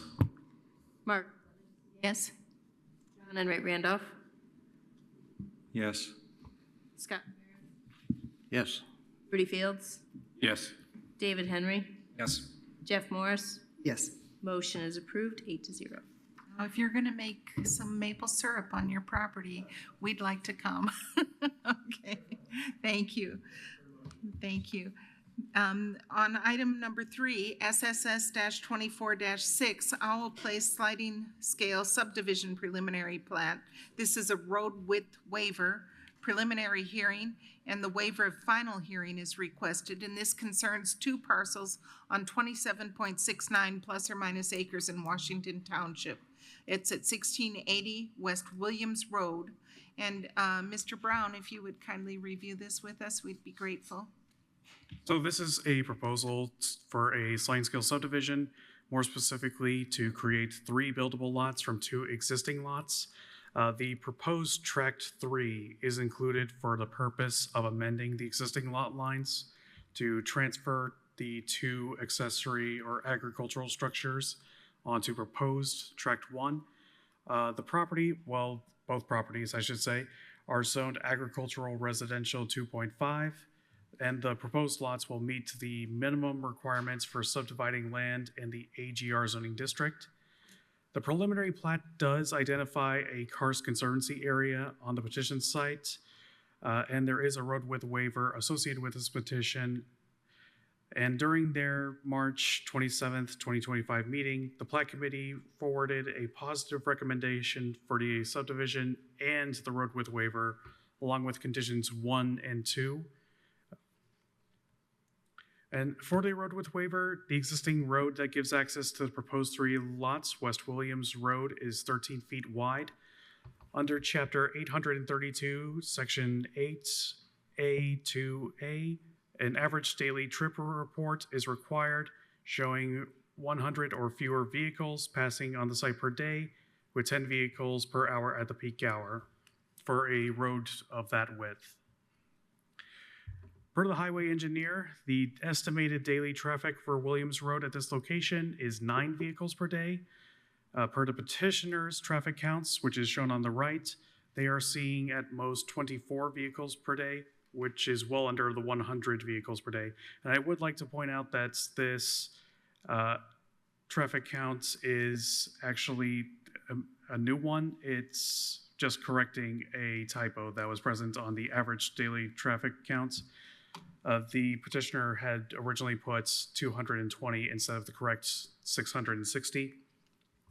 So additionally, the peak hours between 3 and 7 p.m., the petitioner counted a maximum of 4 vehicles per day, which is under the 10 vehicles per day during peak hours requirement.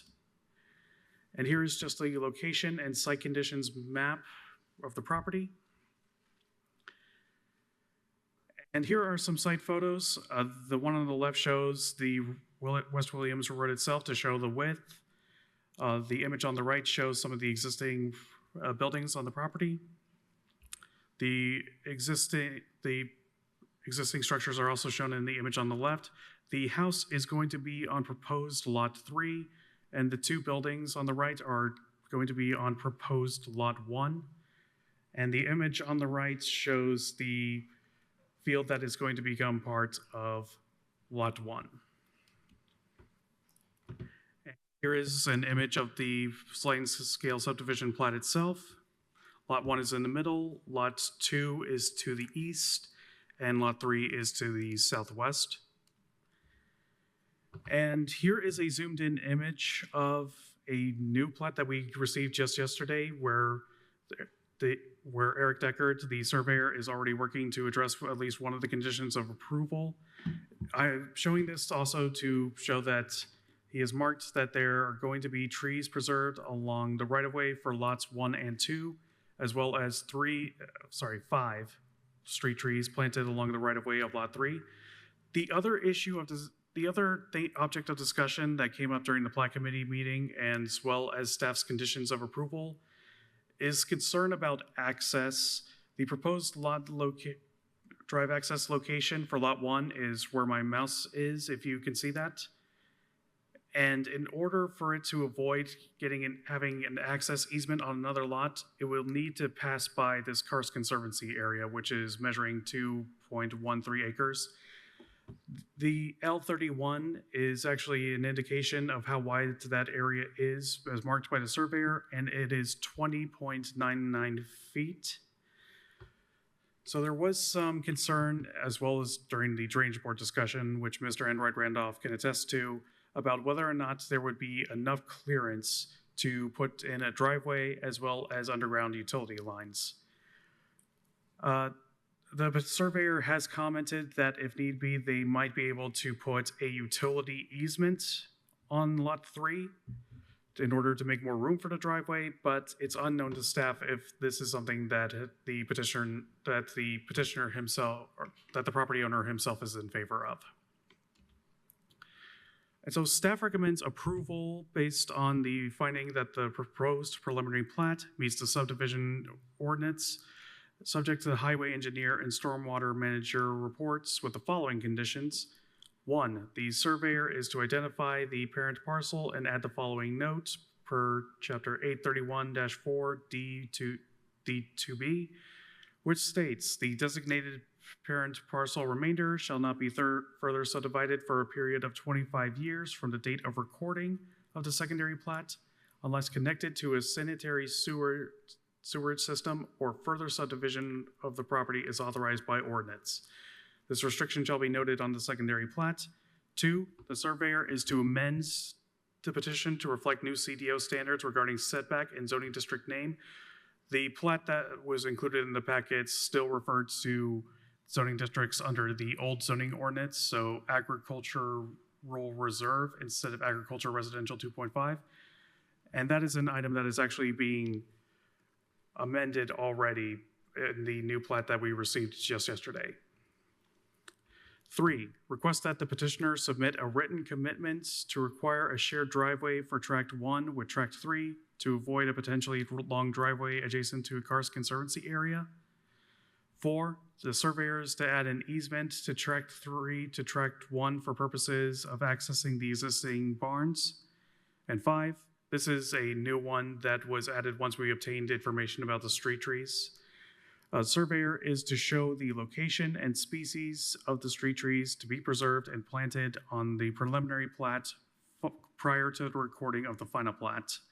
Staff also recommends approval regarding the road width waiver as the submitted ADT satisfies the requirements for Chapter 832-8A2A, and there will be practical difficulties in widening the existing road to 18 feet.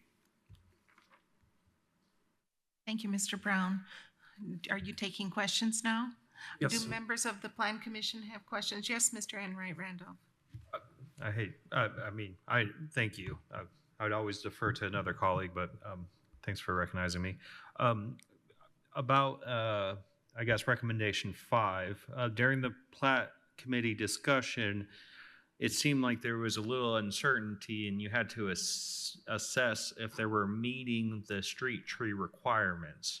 So from what I'm reading today, and I want to make sure I'm accurate, is they're meeting the street tree requirements. They just need to write the species and delineate that on the plat? So there are trees existing along the frontage of outside the right of way of proposed lots 1 and 2. They just need to plant 5 trees along the right of way of lot 3, as well as mark their location and species. So they're already saying they're going to do that. So they just need to now have it on the, so it's not necessarily a street tree waiver. That was kind of uncertain at the Plat Committee discussion. So outside of the road width waiver, and I want to be very clear, we're talking about the road width, the right of way, this would have been a Plat Committee final decision. No, the road width waiver, my understanding is that... No, without having that. Without having the road width waiver. Yes, that would have been the case. And so everything outside of the road width waiver that we're discussing, they're meeting the street trees, which was an uncertainty. This would almost be a right to build petition because they would be meeting everything. That is my understanding. They are indicating that they're going to be planting trees where street trees are required and preserving trees otherwise. And our highway department weighed in and they're very supportive of the road width waiver. That's correct. Right. So the idea of the shared access and the limited space is a recommendation from planning, but outside of the road width waiver, it would be a by right, and we wouldn't really be addressing this type of discussion, correct? Point of order, we are discussing it, so let's move on. Wait, this is procedural. What are you talking about? You're saying, questioning whether or not we would be I hearing want it. to We're understand how we got here, and so this is a line of questioning, and then I was going to then add on to that like when you make these recommendations, is it the planner or the planning department that come together to make sure that these recommendations are sound? Okay, so the sliding scale that's before you, the barns that are located on one of the new petition sites is currently configured as being all part of one petition site.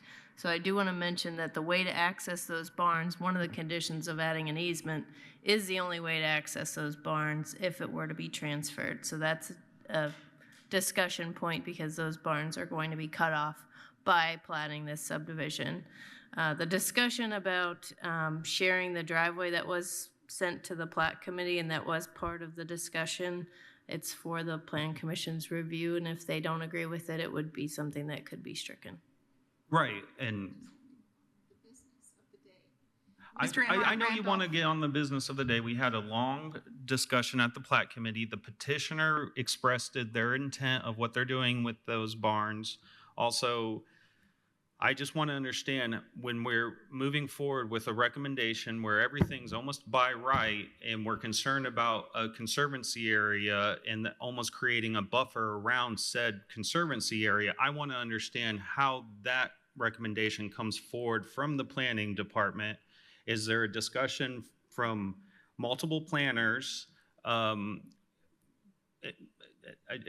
just kind of curious about that, because we're, in my opinion, adding a buffer to a buffer, and I want to understand, outside of the fact that they're asking a waiver, how we have these recommendations to make the petitioner to commit to a shared easement when a commitment is a voluntary process that the petitioner has to be okay with.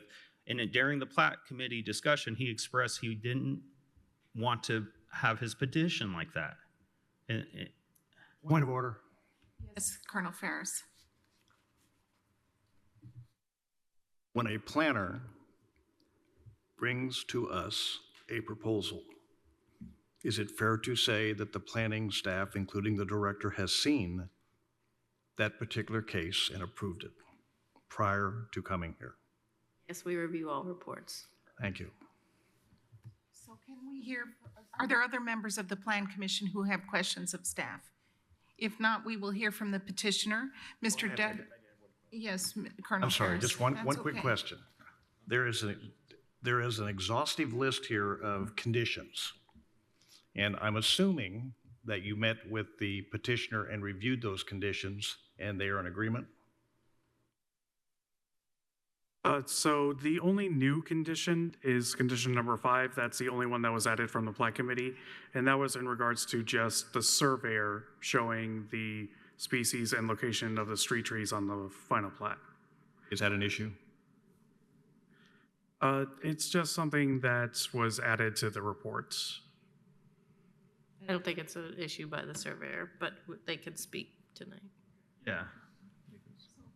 Good. Mr. Deckard, I assume you're going to be presenting on behalf of the petitioner. Would you kindly come and inform us and make the petition?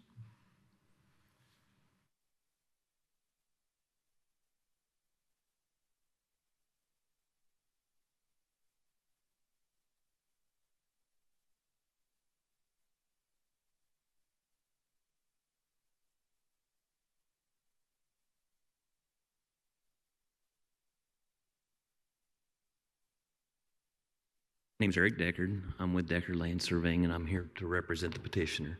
The petitioner is here also to speak. I would like to address these conditions. So we are agreeable to conditions 1 and 2. However, we were not informed about these conditions, or at least I was not informed about these conditions until after the plat committee. And the petitioner, of course, is not in favor of these conditions. So we are opposed to conditions 3 and 4 that was included in my packet. However, I see that we've got a 5th condition now added to the packet. We can just start off with a simple one. This could have been answered by a simple question to me. Let's start off with condition number 4, which is wanting to add an easement to tract number 3 for the benefit of tract number 1. These barns are to go with lot number 1. They are going to have road access.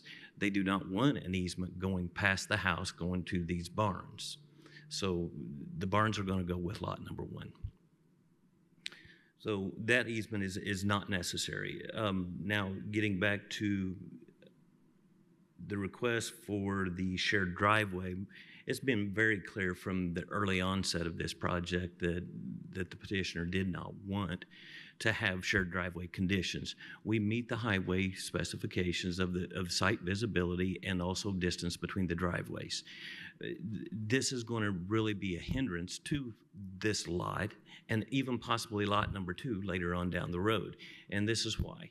If you were to look between the area of the sinkhole and the barns, you're going to see a large open area here. This is an ideal spot for a home. If we have to make a traverse all the way around this sinkhole, it's going to make a larger impervious surface. It's going to also increase the impervious surface onto lot number 2 that I don't know whether shared driveways have been considered yet in this new impervious surface rules yet, but just saying. It also kind of ruins the sanctity and the privacy of lot number 2 by having a driveway going through the middle of lot number 2. We have included the larger Karst Conservancy area around the sinkhole. So instead of it being 25 feet from the last closed contour, it is 50, so it does meet the new standards. And there is 20 feet of spacing. Most of your driveways are approximately 12, 15 feet in width. You're going to be able to bury utilities in between that, or even underneath this driveway for the pinch point between the Karst Conservancy area and the lot line itself. So we are agreeable with items 1 and 2. What was item number 5? It's not in my packet here. Item number 5 should be in the packet. It's to show the location and species of the street trees to be preserved and planted on the primary plat prior to the recording of the final plat. Can we go to an overhead view of that lot? I mean, I'm going to let the landowner speak in this matter. He's going to know more about the species that are located along the right-of-way here. So mostly along lots number 2 and lot number 1, these are the 2 lots with the large street frontage here. There's going to be tons of trees that are lining this fence line in this area right here. That could be counted towards street trees. Now, I can't contest to what the species are, but the landowner can. And I'm sure that we're going to have a plethora of trees here that's going to meet at least 10 trees within 350 feet approximately of road spacing. The final lot, it is barren of trees where the existing driveway is at. The landowner is agreeable to plant 5 trees along that area. If there's any technical questions that y'all may have, be glad to answer any questions. Hear from Mr. Landis before we take questions for the 2 of you. I would. He could at least identify the types of trees that are located in this area. Okay. Well, if we could, Mr. Landis, if you would kindly come up and sign in, and then the 2 of you could take questions from the Plan Commission if they have any. Okay. Thank you, Mr. Deckard. Thank you.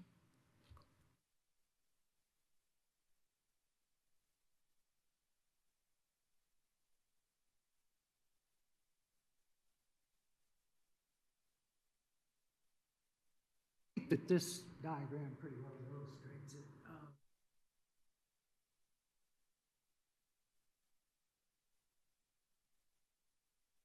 Mr. Landis, You're not being would you heard. mind speaking? Have to speak into the microphone.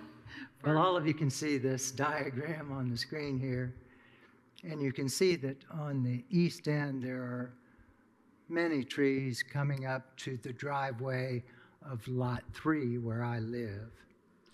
And quite frankly, we don't have any problem in planting 5 more trees across that area.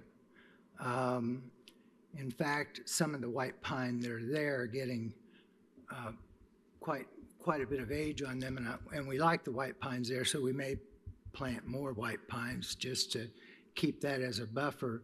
So there's no problem in planting the white pines along that frontage on Lot 3. Can you go to the diagram that's actually the plat?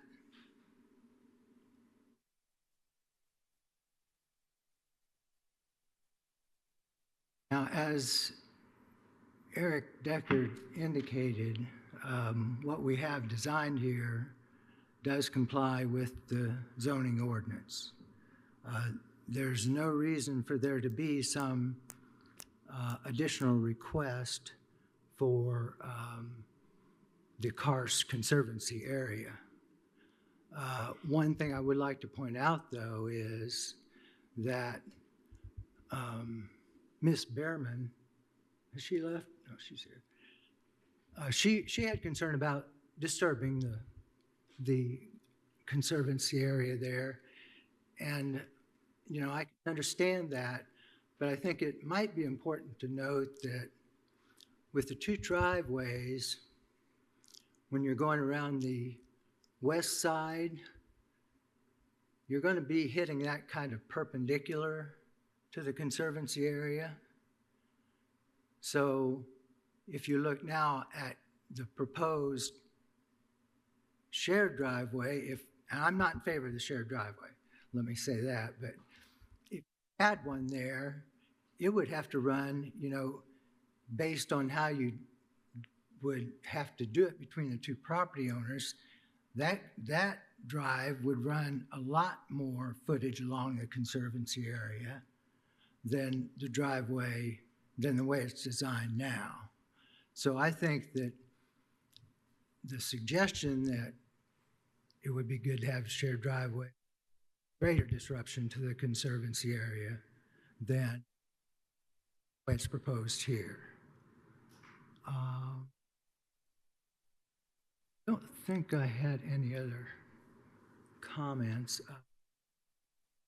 The road width waiver, I would like to request that waiver be approved. You know, you can sit on my porch and there isn't a car every hour that passes by. I have just one neighbor, Rick Ball, and Rick, he and I would be the biggest users of that particular highway, because after that, the pavement stops at Rick's property and then it becomes a pretty rough Switzer's. And Phyllis and Rick own most of the property between there and so, you know, there's not going to be much traffic on that road anytime soon. Are there any other questions for me? Let me just ask my colleagues here if they have questions for either Mr. Deckard or Mr. Landis. Mr. Enright Randolph? And I know we have a long agenda. At the Plat Committee, I thought it was very touching and compelling, and, you know, things do change, but your intent here of subdividing, would you like to share that? Yeah, I don't mind to share that at all.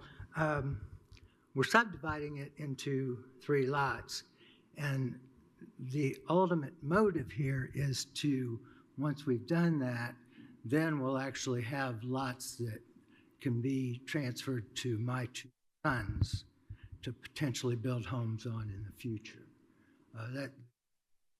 That's the plan. Thank you, Mr. Landis.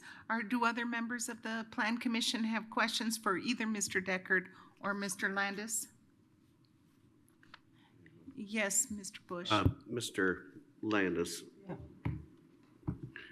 would it be your preference not to have an easement up your existing driveway to get to the 2 back barns that will eventually be transferred to that other property owned by someone else? Yeah, I'm sorry, I forgot to comment on that, Mr. Bush. I think it's ludicrous to have an easement like that.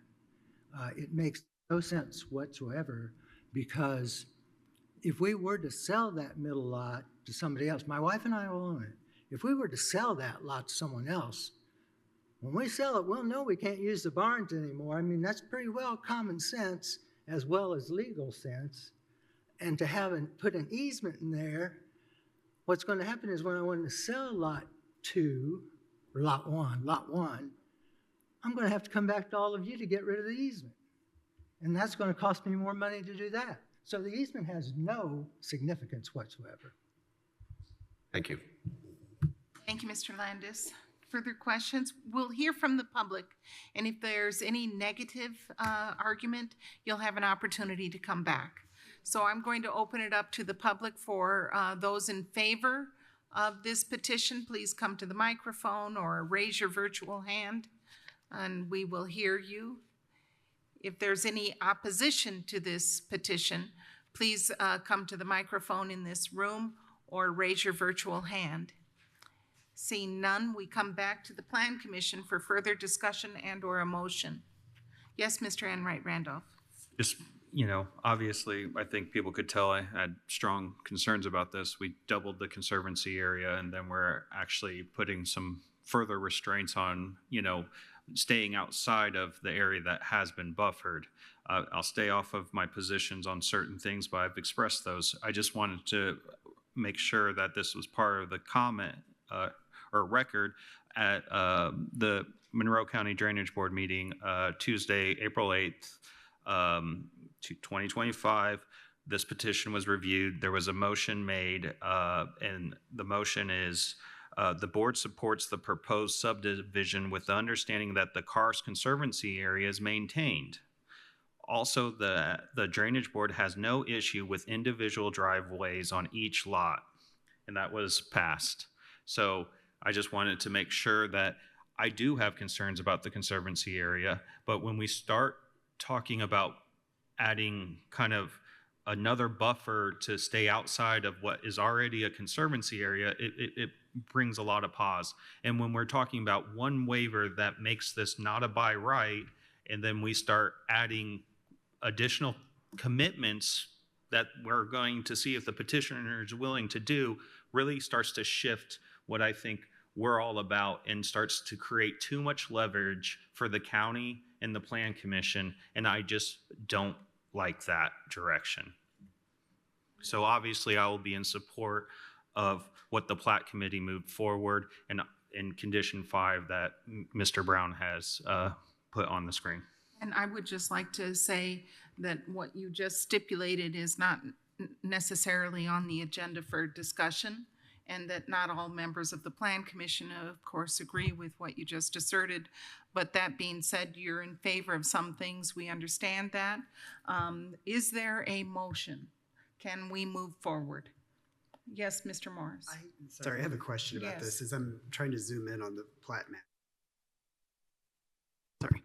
Can you share the distance between the western boundary of the Karst Conservancy area and the western property line of Lot 1? It looks to me like it's 144 feet, but I just want to confirm that. With the western portion of the Karst Conservancy area, are you referring to L31 here? Correct. Basically what I'm referring to is there room to put a driveway through there to access the back part of the property? That is measured by the surveyor to be 20.99 feet. Okay, thank you. So is there a motion? Can we move forward? Yeah, I'll make a motion. Thank you, Mr. Bush.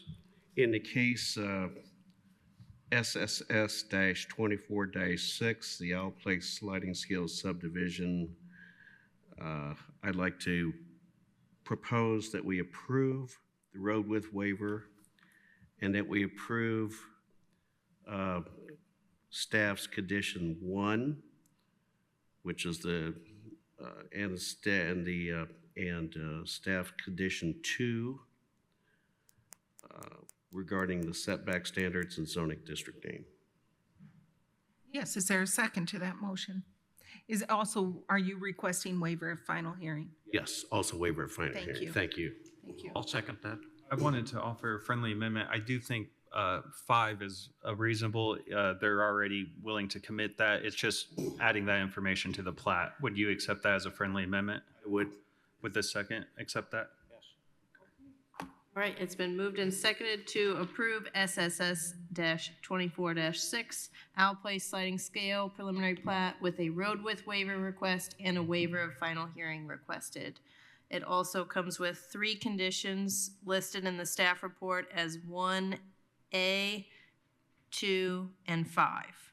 A vote yes is a vote to approve the sliding scale subdivision with the conditions as I mentioned and the waiver of final hearing. David Bush, Yes. Margaret Clements, Yes. Tron Enright Randolph, Yes. Scott Ferris, Yes. Rudy Fields, Yes. David Henry, Yes. Jeff Morris, Yes. Edward Ullman. Yes. Motion is approved 8-0. Thank you, Mr. Landis. Thank you, Mr. Deckard. And enjoy that. Okay, we're moving on to item number 4, and that's PUO-25-1, North Park PUD Outline Plan, Amendment 6, Preliminary Hearing. And there is also a waiver of final hearing requested concerning 46 parcels totaling 470.5 plus or minus acres in Bloomington Township at 2017 West Hunter Valley Road and so on as indicated in the packet. And I believe Ms. Crecelius will be leading us through this. So good luck. Thank you. Thank you. Okay, as you just stated, we are looking at 46 parcels, 470 acres. These parcels are located in Bloomington and Richland Townships, and of course, this area is zoned North Park PUD. It was created in 2004 and amended 6 times. So this minor correction, this is the 7th proposed amendment. So the petitioner is Logan Land Development, which does own a majority of the property within the PUD. They are proposing to overhaul the existing PUD ordinance. The petitioner is represented by MKSK Studios, a planning and urban design and architecture firm. On screen is a map showing the ownership of the properties that will be encompassed within these proposed changes. So a small variety of property owners. Of course, there have been 2 sets of neighbor notices that did go out. So there were notices to the landowners themselves, making them aware that this petition was going to be regarding their property, and then also adjacent property owners to these properties on screen. So just for a little bit of background, a plan unit development, the ordinance dictates certain things about how the property can develop. So it dictates the land use and then certain design elements such as landscaping, parking, and signage. And that for any proposed development within the North Park PUD, it is proposed through an application process called a development plan, and it is proposed within this ordinance that the development plan requires approval by the Plan Commission through a public hearing process. That public hearing process includes public notice and adjacent property or neighbor notice required. So that was in the existing current ordinance. It's still included in this ordinance.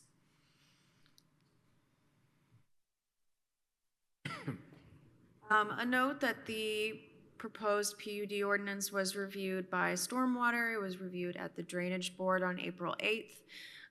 Changes to the stormwater ordinance, so relating to the development plan that we just talked about, they would change. The current ordinance requires that more regional stormwater is looked at through a more regional lens. The changes under this proposed ordinance would really be that stormwater would be addressed on each individual site under the development plan as it's proposed to be developed. Planning staff supports that. Overall, stormwater is supportive of that, although they still wanted to note that the full drainage area of an area being developed, that they still will, look at off-site drainage or areas downstream or upstream, as they generally do.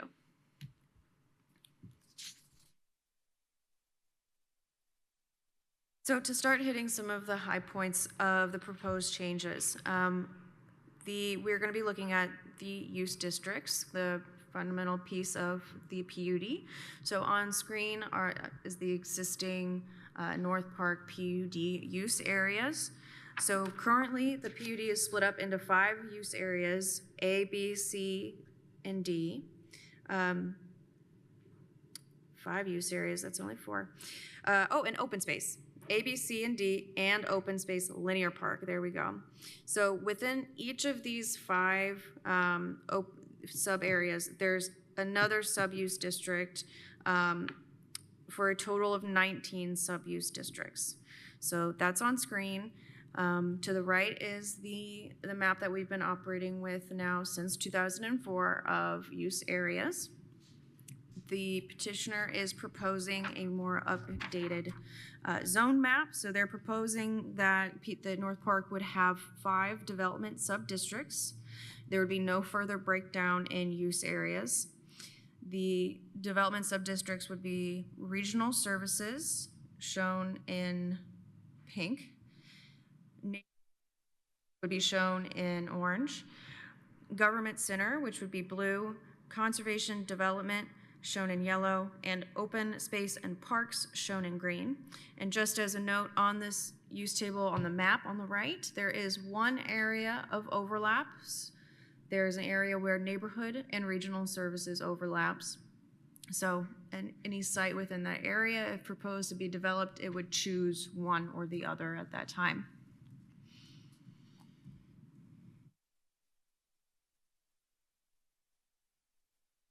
So to move on to the permitted use table. The proposed ordinance includes 65 uses listed within a single consolidated use table, which is extremely helpful. The current PUD ordinance has separate use tables for each district, some that overlap, some that don't. All of the use definitions are specifically stated to refer back to the definitions that come from the Monroe County Development Ordinance. So there is a level of consistency there. Like the CDO, we see consistency in the categories of uses, and that includes residential, public and semi-public, personal services, business services, retail uses, automotive and transportation, amusement and recreation, construction and industrial, and mixed and adaptive uses.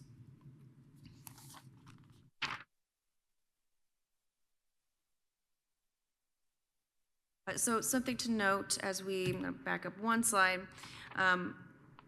on the use table, we are also going to be referencing the P stands for permitted, blank is not permitted, and then permitted uses that have standards, which are shown as a PS, that's going to refer to the standards that are found in the County Development Ordinance under Chapter 811. And there are a few conditional uses sprinkled throughout the use table. That, again, is stated to refer to the CDO's Chapter 841.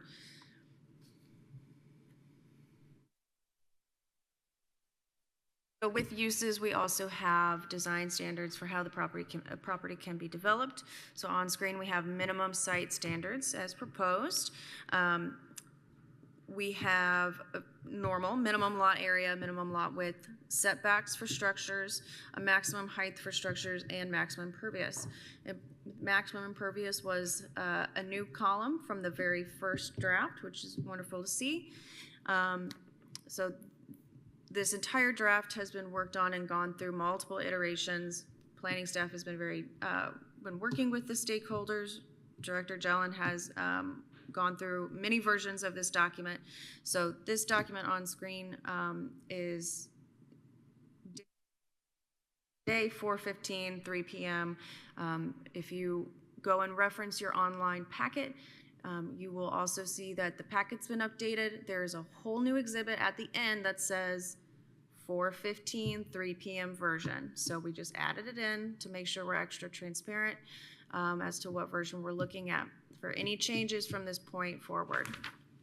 So from design standards, I'm going to use this as kind of a launching off point because you've probably noticed that minimum lot area, there's only one district that has any kind of number there. So that's conservation development.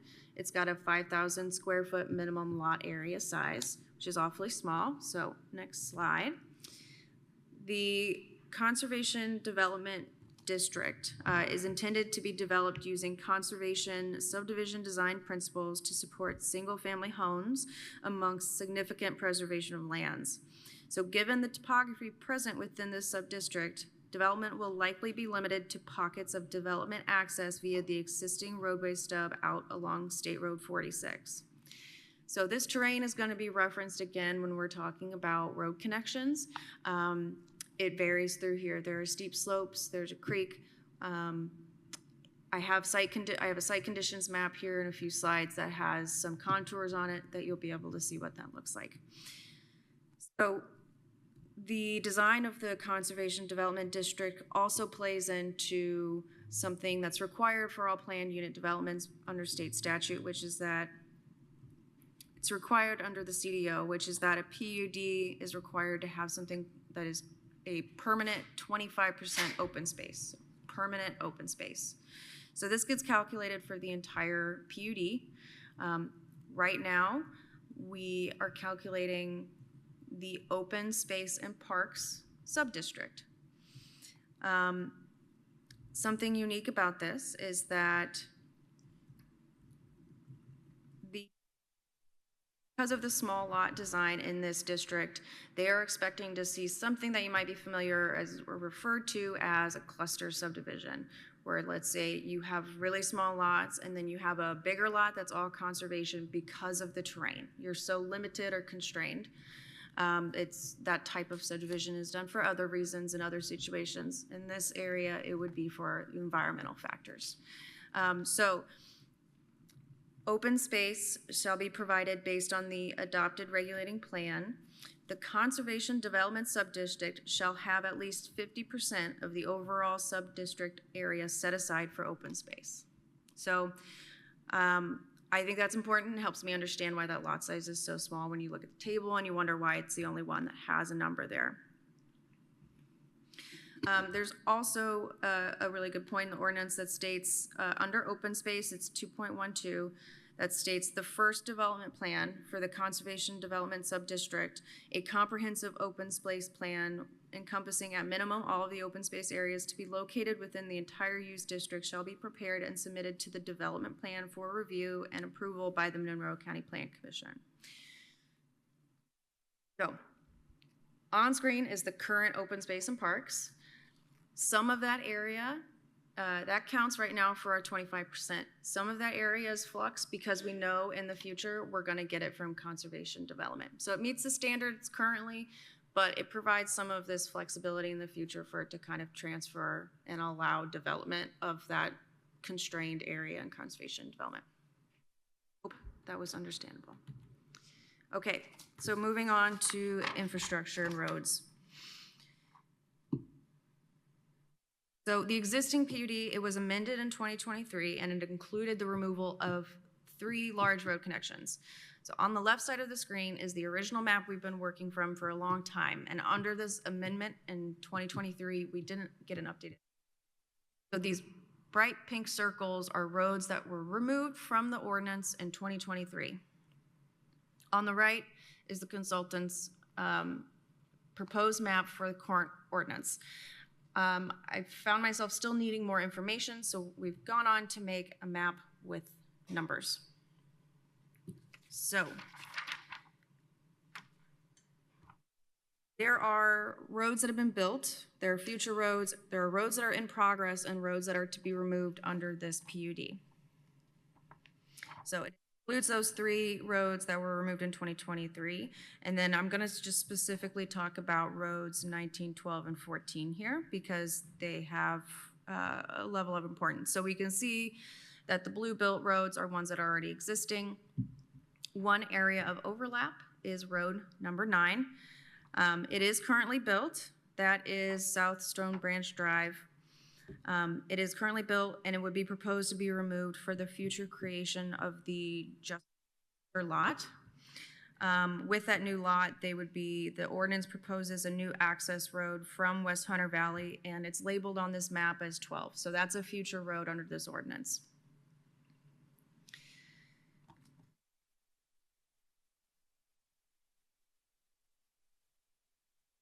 Here we are looking at road number 14, that one mainly conservation development area, the road to be removed. As you can see, we've got Stouts Creek going through, running basically east-west, and also a branch of Stouts Creek running north as well, and then cutting off again and splitting into a Y running west and then north. So there's quite a bit of variable terrain, probably a fair amount of, a lot of this probably could, of course, be engineered to be designed and accommodated, but to have one big sweeping road, realistically, staff supports the removal of this from the ordinance. So that hopefully explains, gives you a little more insight as to that.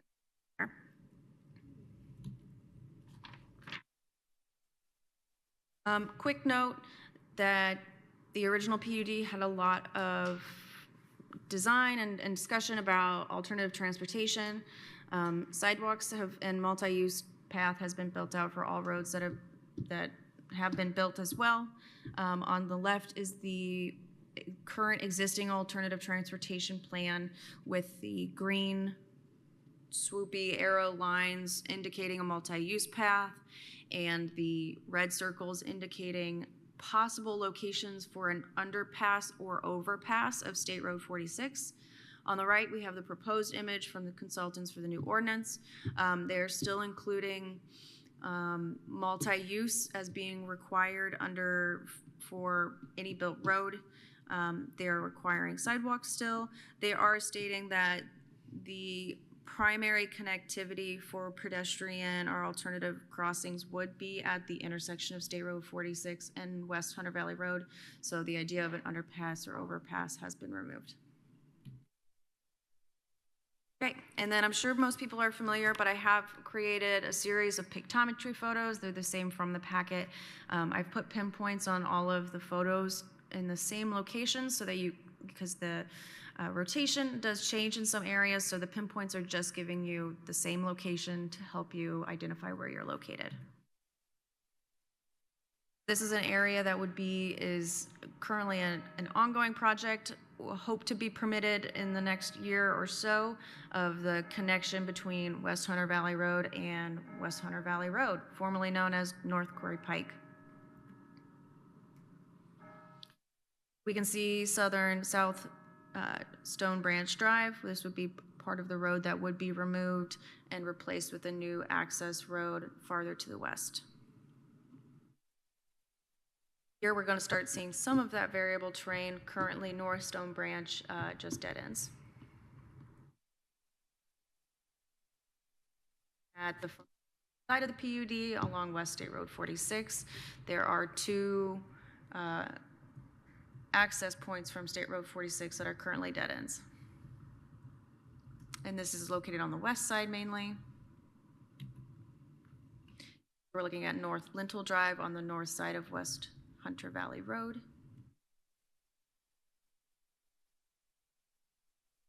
South side of Lintel Drive and Stone Carver Drive, also Cornerstone Boulevard.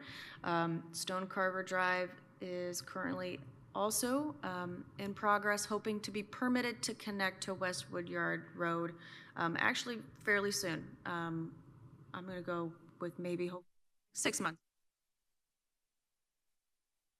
And then just moving a little bit south along that way, looking at West Woodyard and some of the parcels, Apple PUD, getting close to a packing house. So there have been a lot of iterations. Staff has worked with the stakeholders involved. There are still some points now that are left that we would like the Planning Commission to address with the petitioner. So one of these topics is future traffic signals. So as a general heading, this text has been agreed upon. I'll get to these following points, but to set ourselves up with, this section states that as new connections created by the construction of Hunter Valley Road will allow traffic patterns to change, the responsibility of installation and maintenance of future traffic signals or upgrades of existing signals shall be determined by a separate agreement. So we are looking at what changes could happen from that connection and forward. So the first point is the installation of a fully actuated traffic signal at the intersection of Hunter Valley Road and Lintel Drive and Cornerstone Boulevard.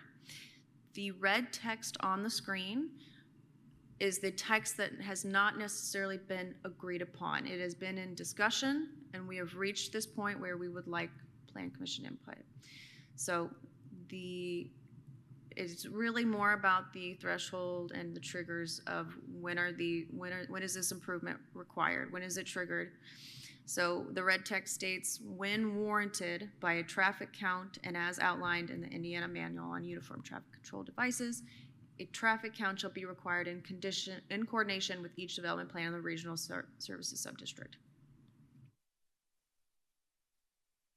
Next point is the installation of an actuated traffic signal installed at the intersection of Hunter Valley Road and Stone Branch Drive.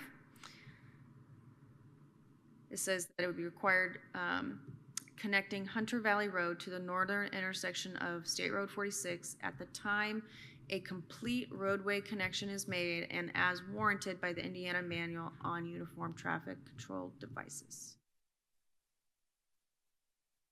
Next signal location is an actuated traffic signal installed at the intersection of Hunter Valley Road and Arlington Road. And this one states at the time of a traffic study conducted for an outline plan indicates that an increase in traffic movements at this intersection warrants a fully actuated traffic signal and in coordination with the Indiana Manual on Uniform Traffic Control Devices. That's it, lovely. So we have 4 signal locations. I'm happy to show them multiple times.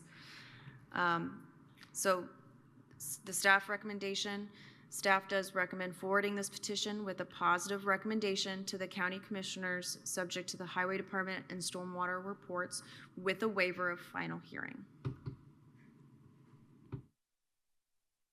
Do members of the Plan Commission have questions for staff? Colonel Ferris? Education is for Lisa. Who owns these traffic signals?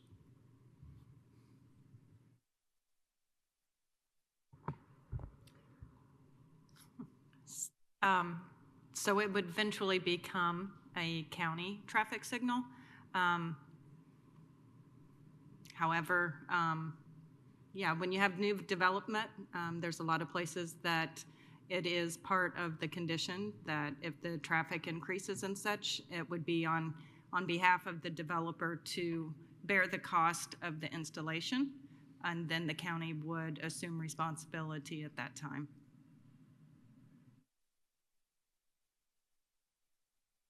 Questions for staff? Seeing none.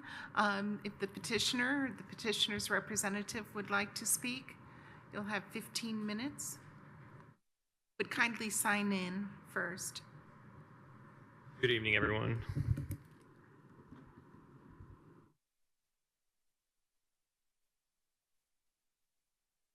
My name is Trevor Trophagen. I work for MKSK. We're engaged by Logan Land Company to help produce the revisions to the PUD that staff just explained. And I will keep this short because that was a great explanation. Really, we were focusing on three topics when we began this process with Logan Land Company. We wanted to, A, make sure that the future justice facility could be accommodated on this site. We wanted a clear path for future development on this. As you saw and as Ann illustrated too, there were a lot of sub-districts, a lot of confusion in the other PUD, and so we wanted to really simplify a lot of that. And because of that, creating a simpler path to get the rest of these sites developed, that hopefully also makes it easier on the county staff to implement this PUD over time.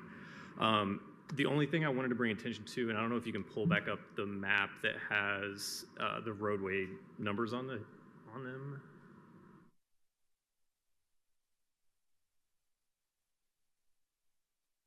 Perfect, thank you. The road in the lower left-hand corner, number 8, it's highlighted in green as a future road, and it is illustrated currently still in the PUD plans. However, after discussions recently with IU Health, and I also believe the County Roadway Engineering Department, that roadway was intended to continue from basically point number 6 there through the Apple PUD, through the number 8 that you see there on the screen, and then continue all the way down and connect eventually into Packing House Road. The future of that connection to Packing House Road is a little unclear at the time or currently, and additionally, it's unclear what overall purpose that roadway would serve. And so with IU Health owning the parcel there around number 8 and just general lack of clarity as to overall what that roadway purpose would be, we're requesting that the consideration be given to removing that roadway as a future connection. That site would still be accessed by potentially an extension of Cornerstone Boulevard, but really the duplication of roadways between Woodyard and then the future Packing House roadway connection seems a little duplicative in the long run. And so with the connection to Woodyard Road being under permitting and under near future construction, hopefully, that would alleviate that need to have another connection all the way down to Packing House Road, and I believe the Vernal Pike is the road, the east-west road to the south there. So that would be the one change that we would be bringing to the table this evening, but otherwise, I'm just really here to answer questions that you all have. Thank you so much. Do members of the Plan Commission have questions? Yes, Mr. Henry. Thank you. And thank you for that presentation, of course, staff's presentation too. I do have some questions about the kind of origin of how we got from PUD to the proposed zoning.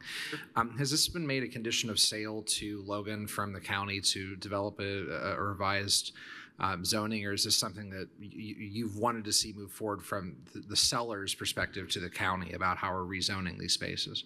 I will let Mr. Kreider elaborate on that further when he speaks. We were brought in just as a land planning firm to help take the current PUD ordinance and revise it into something that works for the current owners and also the county as well to facilitate. I'll limit my questions then to some more zoning-based questions, and given your expertise and you're at the podium. So when this area was envisioned for its character and under our last county's comp plan in 2012, it was a very different vision to put a town center and a lot of retail and types of density in the space. This is a bit of a change, and of course, we're now centering what we're calling a government center, but what is a criminal justice facility with a jail with incarcerated individuals in it. I'm concerned about the multimodal at this point. If someone's released from the jail and they need to traverse the open green space to get to the interstate to maybe find their way to bus or transportation, with the removal of some of those options, and as we've kind of got the presentation, what's your thought on how that gets developed with individuals coming and going from a justice center next to a neighborhood line on Hunter Valley with a conservation development of housing above that? What does that character of place seem to you as a zoner or planner? Sure. So first off, there has been discussion, not in depth, at least with us, of a park and ride facility, which means near the justice facility, which means there would be transit service there. That's one option. Additionally, I think it was mentioned that either multi-use paths or sidewalks will be on both sides of the roadway throughout all the roads in this development. And there will be a primary pedestrian connection across State Road 46 at the intersection of Hunter Valley and 46 there. So there are options, and that has been considered. I'm not saying that more couldn't be done in the future, but I think that in terms of accommodating people that may have limited mobility options to them, what's been provided is probably the best that can be done given the geographic location and other services available. I feel in a lot of ways this might be where I land, which is the best that can be done with the space, given that this is the next parcel space over from the Bloomington city limits that would allow for compact urban form and the buffer area that we traditionally acknowledge as the growth space for the community, that plan. And so thank you for entertaining the questions. I'll defer back to the chair. Thank you. Other members of the Plan Commission have questions? Yes, Mr. Enright Randall. You said primary pedestrian use. Would you expand on that? I'm really just trying to visualize how they're going to get over the bypass, if that's the direction they're going. And I know that this PUD, and correct me if I'm wrong, at one point it had a pedestrian overpass that was part of it that has now been taken or removed. That's correct? So correct. Yeah, would you expand on that? Because I'm just trying to visualize that a bit, because that is a concern of mine. Sure. Too. Yeah, absolutely. And so I believe the original PD had a crossing at Hunter Valley, but it also had provisions for an overpass at some point over 46 and also an underpass. Nothing that has been changed would preclude an overpass or underpass from being constructed. It just takes away the requirement to build that overpass. There was concern on both the behalf of the developer that would install that and long-term maintenance on behalf of the county, assuming that that's the ultimate owner of it, of what that would really serve ultimately, especially given that there aren't a lot of heavy pedestrian generating uses in this area. And so the option that was agreed upon amongst the staff and ourselves was leave those options open. If there's an underpass, overpass opportunity that can be capitalized on, that can be done in the future. But at a bare minimum, you're gonna have that at-grade crossing at Hunter Valley and 46 at a signalized intersection. Okay, so signalized intersection, okay. Did I understand correctly that Mr. Kreider will also speak with your remaining time? He can. He's here for any additional questions. Kreider, he would kindly sign in when you come to the podium.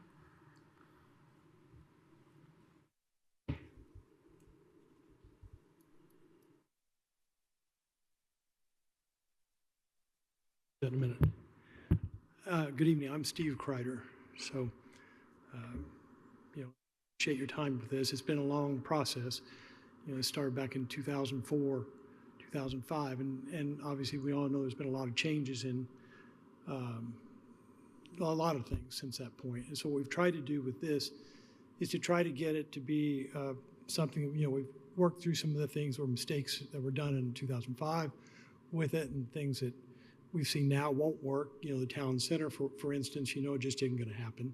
So we've tried to modify it and to come up with a plan that will work and to work through the area. And so this is one thing. We knew there was changes need to be made, but one of the impetus that made this was when the county approached us. Well, obviously we didn't have the proper site for them at that point. And so that's what we've worked into this revision. Thank you, and thank you, Mr. Kreider. I know it has been a long road for you. I was just taking my family to Ohio, and they discovered the wonderful world of Meyer.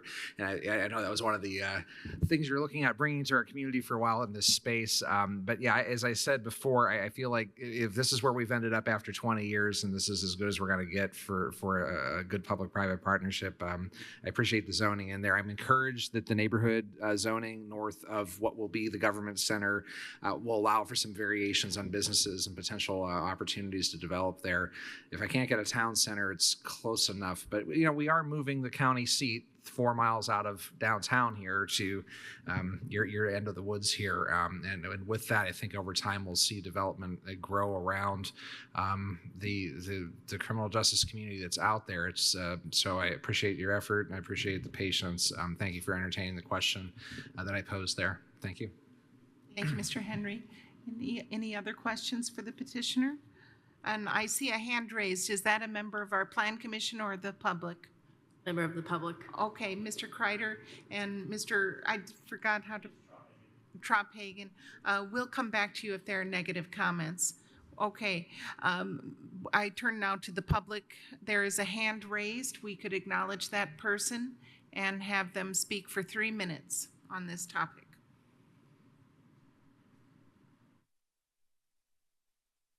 Ed King, you should be able to unmute your microphone.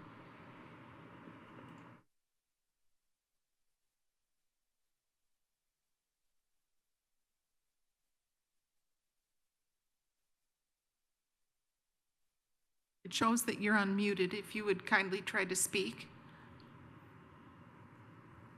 Ed, I believe you have to unmute your microphone, but you should be able to do that now.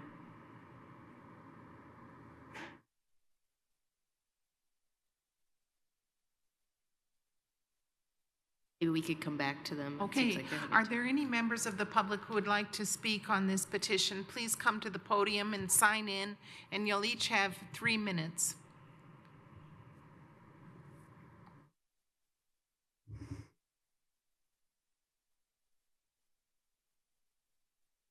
Good evening. My name is Lyndon Snyder. I'm the former president of the Stony Brook Homeowners Association in the Stony Brook subdivision. Wanted to just touch on a couple of things. I've watched this evolution. I've been in the subdivision since 2006. Want to thank you all for the work you've done on this. Couple of things that are most important to me right off the bat. Number one is, why hasn't John Mellencamp written a song about the North Park PUD? No, so seriously, foot traffic from the Justice Center. So those inmates that are released, I live right adjacent to that property there in Stony Brook, and I'm actually down there by the creek. So I'm concerned about foot traffic coming down from that region that comes through the neighborhood, maybe to cut over to Arlington Road, stuff like that. There's a natural boundary there right now with the trees and the brambles and whatnot. I'd like to see a natural boundary stay there that makes it inconvenient for people to traverse through our properties there because that's all neighborhood. There's no open space. Then there's going to be a neighborhood just south of Stouts Creek Road. Stouts Creek Road is more like an Irish or a Scottish road. It's one lane, really, to speak of. And so you're going to have traffic flow issues when a subdivision goes up just south of Stouts Creek Road. My last concern, I'm glad you talked about the stoplights, the Hunter Valley Arlington intersection, but down there where the overpass is over Stouts Creek on Arlington, it's a death trap. People come down that steep grade on Arlington heading towards the bypass. And I have to get out on Arlington from our subdivision, and that's a hazard. And so I'd at least like for the commission to maybe consider some speed controls through that area. You took away the passing zone, which is great, but we still get folks coming down there at highway speeds on Arlington. Makes it difficult for us to exit. More neighborhoods, more traffic in that area is going to make it even more hazardous. Thank you for your time. Very much. I think Ted King has been able to unmute as well. Yes. Yes, I have. Thank you. Thank you. Ted, what Can is your you- last name? Okay, my full name is Ted Patrick King, and I'm a property owner at the other end of Arlington Road, at Arlington Road and Highway 46. I'm actually on Pyramid Court, which used to be Arlington Road until they cul-de-sac this.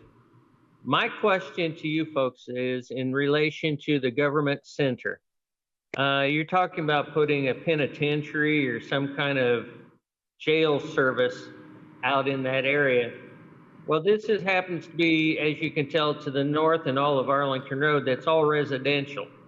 So my big question to you, one, I object to it anyway, but the biggest question, if it gets passed through, how are you going to provide security for all of us?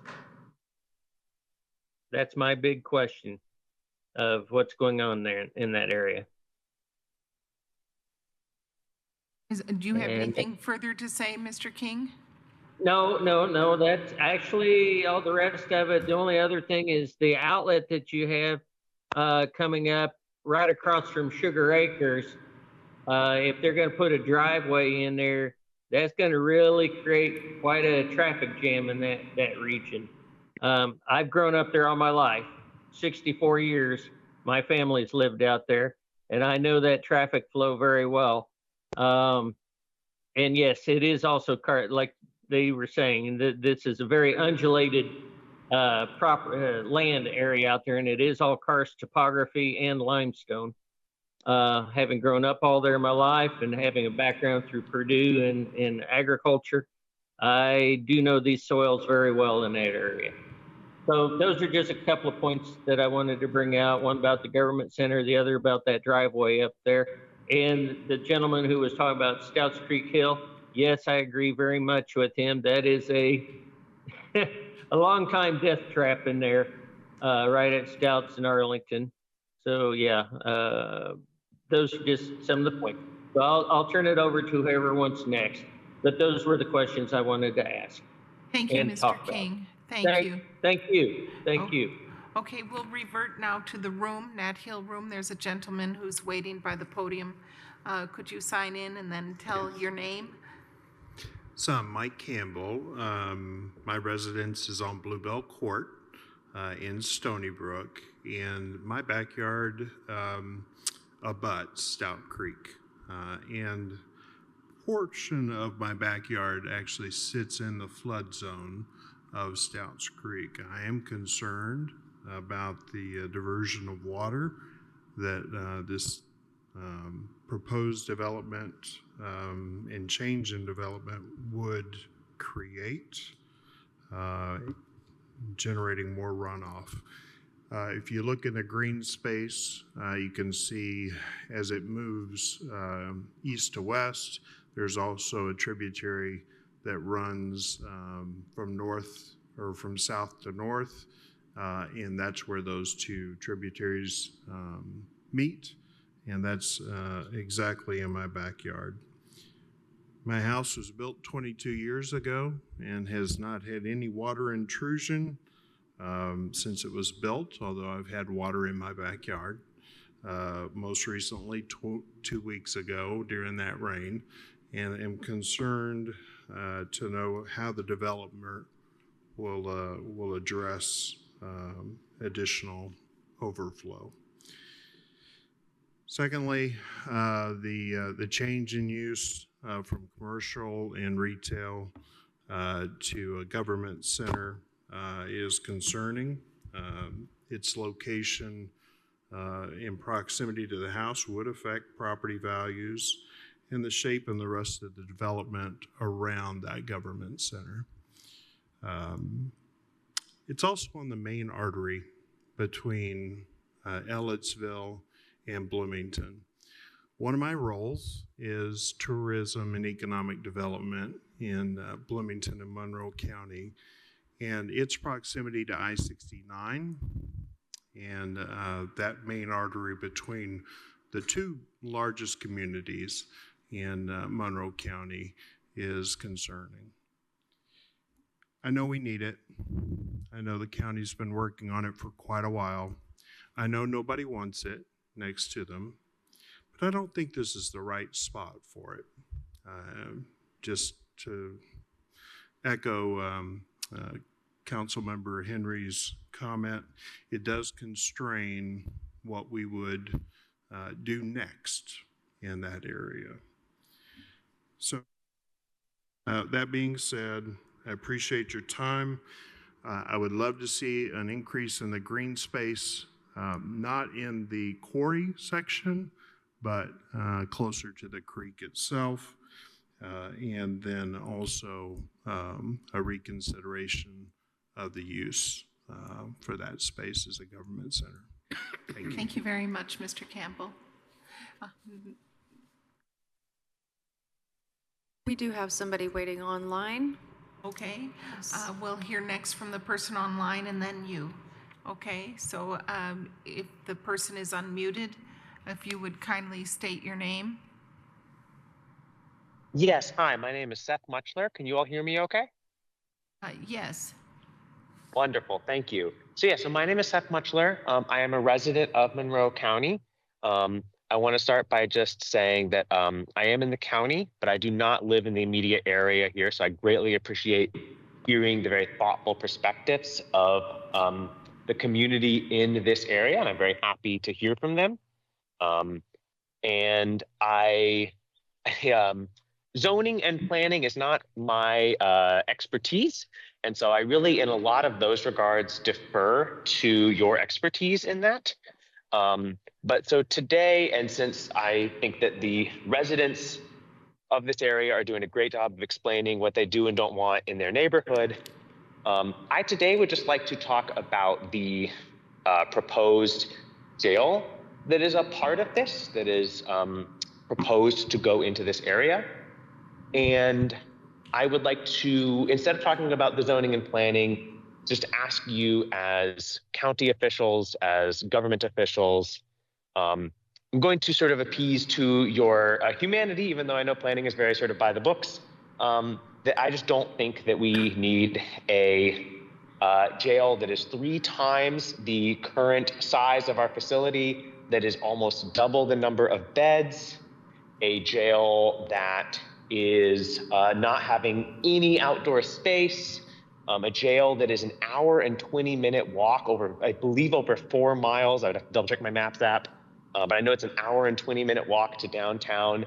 And so this just seems like a very poor place for a jail, and it seems like a jail that is much too large for what our community needs. So I will ask you, speaking for myself, I will ask you to listen to the community members who are speaking here who live in that area, and then just also consider what this rezone and what this new development would really sort of mean on a tangible level for the folks in our community, especially as we move further and further into an era where at the state level, they've just further criminalized those who don't have homes. And as we're getting more and more people locked up for just speaking their minds and the freedom of speech, and it's getting real weird out here. And I don't think it's the right time to be building a triple-sized jail. So I really appreciate all of y'all's time and your expertise on this panel, and I'll pass it back to the folks in the room. Thank you. Thank you, Mr. Muchler. We'll return here to the room, and if you would kindly sign in and state your name.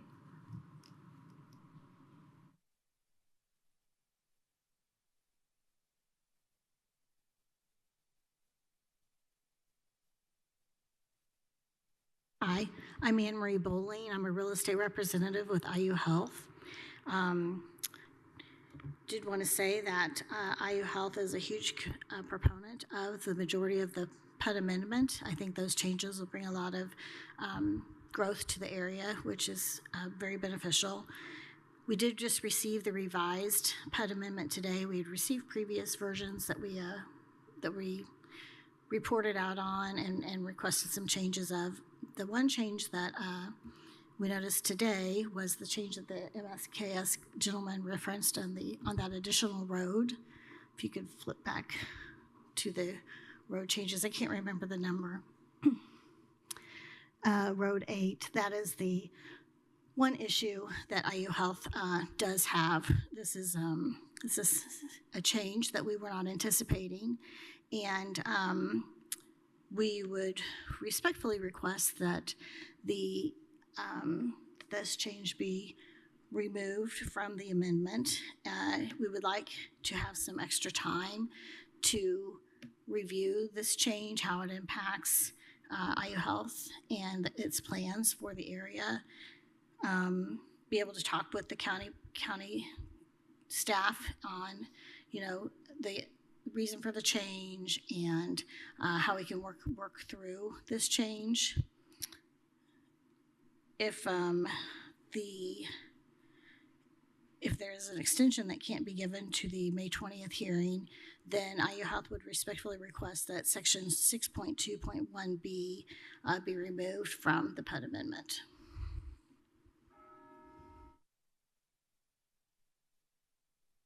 Else? No. Okay. Thank you. Thank you. Thank you, Ms. Spaulding.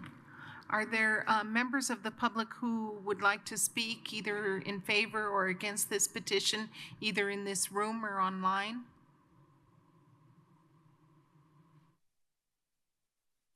Okay, then Mr. Tropagan and Mr. Kreider, you have 5 minutes to rebut the negative comments or provide answers to questions. Thank you very much. A couple of things that I just wanted to mention.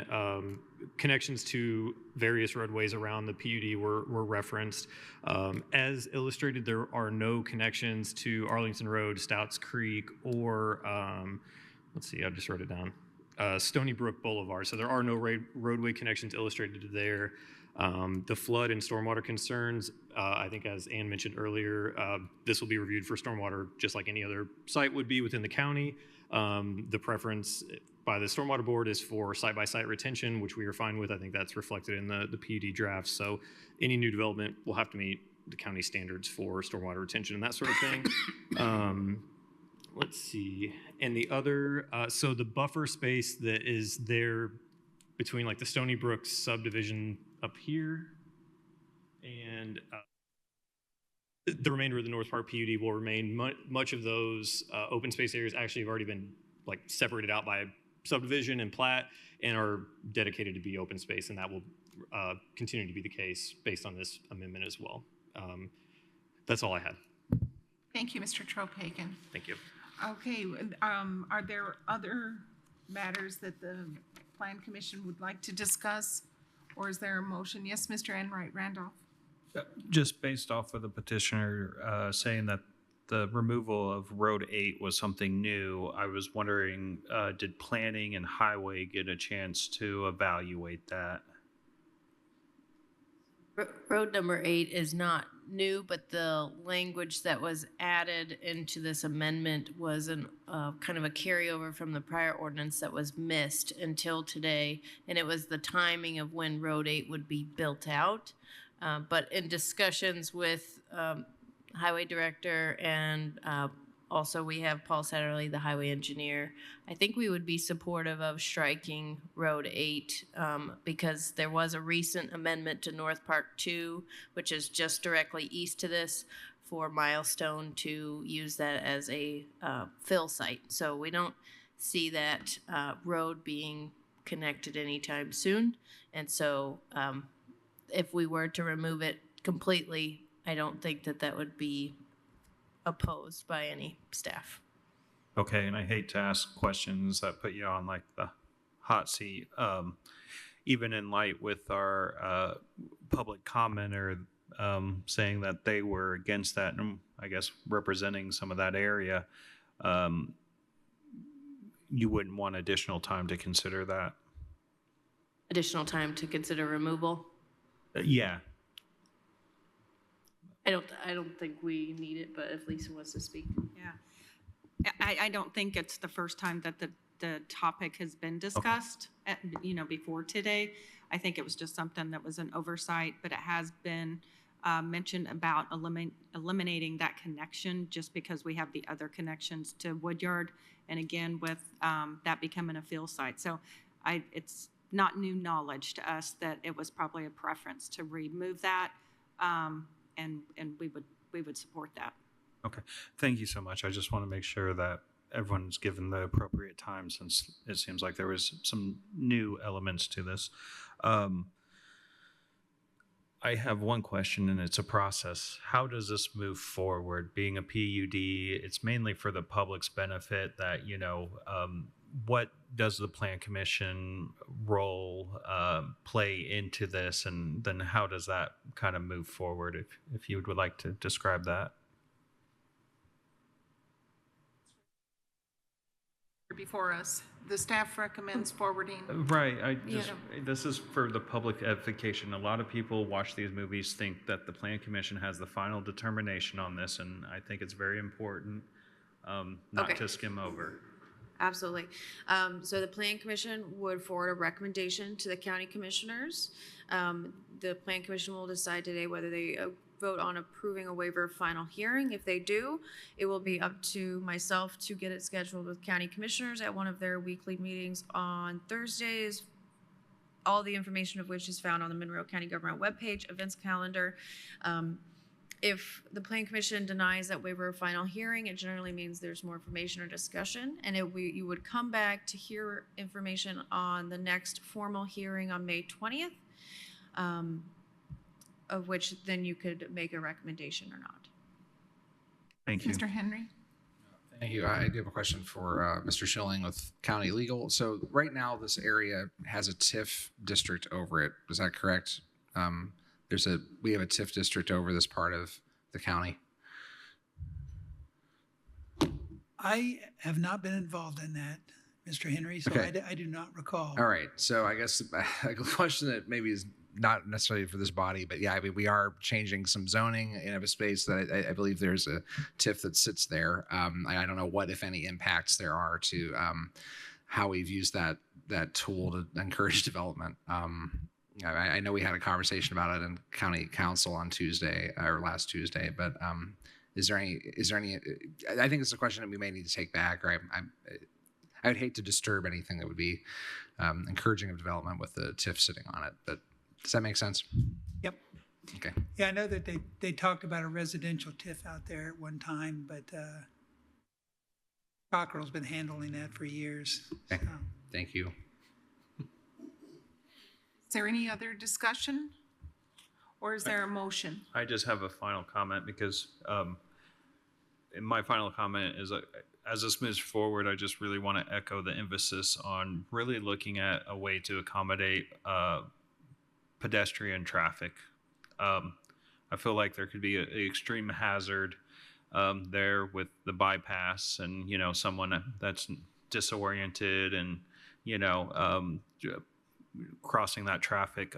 I believe this is going to move forward, but I think we really need to focus on that. And also some of the commenters' concerns, the neighbors, if we have a really good dedicated route for that pedestrian that's going to find themselves on foot, that's going to decline using other transportation means, they might follow that route, and it might mitigate, people kind of lingering into other people's property and stuff. And I think the attention to that on what we're seeing right now is a little vague. And I really hope that it's considered more as this discussion keeps taking place. I know this is going to be a multi-year project, but I do feel like there's a little gap with the pedestrian needs and the safety accommodations, and even just giving them a route to mitigate, them potentially trespassing on private property. That's my final comment. Morris? I just wanted to make a quick comment to say that I appreciate all the members of the public speaking out tonight. And I was making notes as I was listening here, and it was about 50-50 as to what was spoken about was actually purview of the Plan Commission or not. And of the things that are of the Plan Commission's purview, like water runoff and natural boundaries and things like that, I feel like all of those things will be addressed during the site planning phase. So I just want to confirm with staff that feels accurate. Yes, every development plan will come back for your review. I have one question. When Mr. Snyder requested that some kind of natural boundary should remain, is that something that we can recommend or add to the recommendation for Yeah, every use district has landscaping, including buffer yards, that will be required. Within that open space, there is already partial floodway, so anything developed within that government center zone will be buffered and then also will be outside of the floodway. Thank you. That helps a lot. Yes, Mr. Colonel Ferris. I don't know if it's relevant, so it's really an education question. One thing I did hear is security. So we have a prison, a jail, etc. You've got people like Tron has brought up who are getting released. Some are going to be oriented, some will be disoriented, and some cases are going to be provided means to go to wherever they're going to go to. But on the occasion that people do not want to take it here and they want to do it their own way, how is security in that area addressed? Is this something not within the purview of the Plan Commission, but if within the design of the jail itself, and whether or not there's going to be security, et cetera, on the borderlines? I would believe that would be under the development plan, but Jackie. So the development plan is just stating, you know, architecturally, do we want to see fencing in a certain location? Do we want to see how much parking, et cetera? So it's going to be up to the consultants that put together the development plan to really scrutinize and make sure that the security is in good shape. But I do know we have the consultant DLZ present if you want them to speak to anything. I think 5 minutes is worthy. Yes. And also, will the county council have ultimate then budgetary authority, therefore ultimate authority over those security plans that are suggested by DLZ? Yes, so the funding mechanism will be the county council, but the development plan approval, the actual design of the facility will be the plan commission. And the commissioners, the board of commission. The development plan will actually be the plan commission. Okay, well, I mean, they're the buyer of the facility, right? Sure. Okay, we're just deciding whether or not to pay for it. Anyway, sorry, Mr. Carnegie, sorry. Thank you. Hello. Good evening. Scott Carnegie, Monroe County resident, project manager with DLZ. As Jackie mentioned, DLZ, we are the consultants employed by the county to design the new Justice Center, Sheriff's Office and Jail. In particular, addressing the comment regarding security. If we're talking about the secure confines of the building, the International Building Code, the Indiana State Jail Standards, it defines what we have to provide in regards to the secure perimeter of the facility. That requires an interlock. In other words, there's always two secure doors, you know, from the secure area to a non-secure area.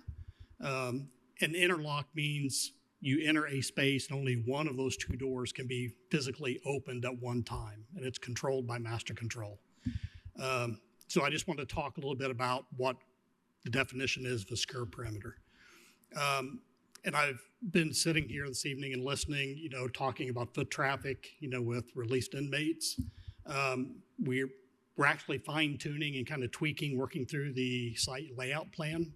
As we speak, we have a meeting tomorrow with the Sheriff's Office transition team. And what's actually being proposed tomorrow, obviously with their input, and there'll be continued tweaks, you know, as we continue through the design process. But what's currently proposed is we release inmates on the opposite direction of Stony Brook. So Stony Brook is kind of in the northeast direction of the site, and what's being proposed is we're proposing to release them on the southwest. And what the transition team is going to see tomorrow in our tweaked site layout plan is that new drive, the green one here, it's extended down, that there'll be a loop drive down there. And the thought process is the inmates that will be released to the southwest direction, that there'd actually be a potential bus stop and a bus shelter where inmates go out there. They could be, you know, wait there in a bus stop area. Bus would come down that green drive, go down to the future park ride, you know, area, or there'd be a cul-de-sac down there where the bus then could turn around and go back out. The transition team, nor I don't think anybody really from the county has seen that yet, but they will tomorrow. Thank you. Yes. I just want to make maybe a comment, or more of a question for Mr. Carnegie too. I mean, you are in the business of building these facilities. How close are other facilities that you've purchased near residential areas? And I'll just make a comment before you answer that. I mean, the first city jail that's a block south of here was a block over from the neighborhood that used to exist south of the Methodist Church, right? In terms of walking distance, that's city jail and where the old post office was. The current jail, of course, sits in proximity to residential areas. And, our sheriff's deputies and Chief Deputy Parker has talked about security in the alley. But beyond that, we would have read about issues in the Herald Times in terms of the incarcerated causing problems in our neighborhoods in the downtown core here. Where of the other facilities you've built recently, where's the nearest neighborhoods that you're nearby, based on the commentary of people that have talked this evening? Well, every project will vary. And I know I've stood here at this podium before and talked about its proximity. We were actually talking about other potential sites in this community. We were talking about its proximity to a public school. And we cited Hamilton County, for example. And I know Mr. Kreider's been up there to see the Hamilton County campus as well, directly across the road from Hamilton County High School. But your question is more in regards to residential. Every community will vary as far as where the jail site is in proximity to a residential neighborhood. I can tell you Morgan County, you've probably passed it several times here on State Road 39. It's very close to residential area there to the north. Perry County Jail, there's residences very close as well. Stark County Jail in northern Indiana, Knox, Indiana. It's in a county rural type setting, but along the county road, directly across the road, there are residents there as well. And we've had these same conversations in those other communities. This is not unusual, and I fully expect it. So just part of the process. Thank you. Carnegie.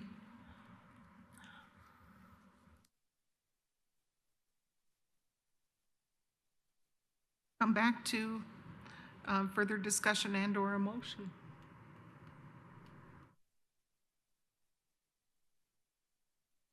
Update the slide in front of you to discuss the removal of that road number 8, just FYI.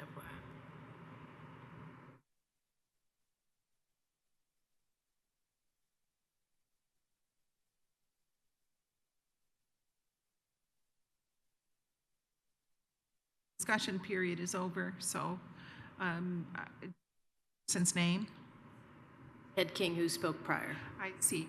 I'm sorry, Mr. King, you've already spoken once, and our discussion period is ended, and so we can't recognize you at this time because the petitioner has had their rebuttal period as well. So, but thank you for your comments and for your I participation. think that's the only condition, yeah. That's what they put it up to.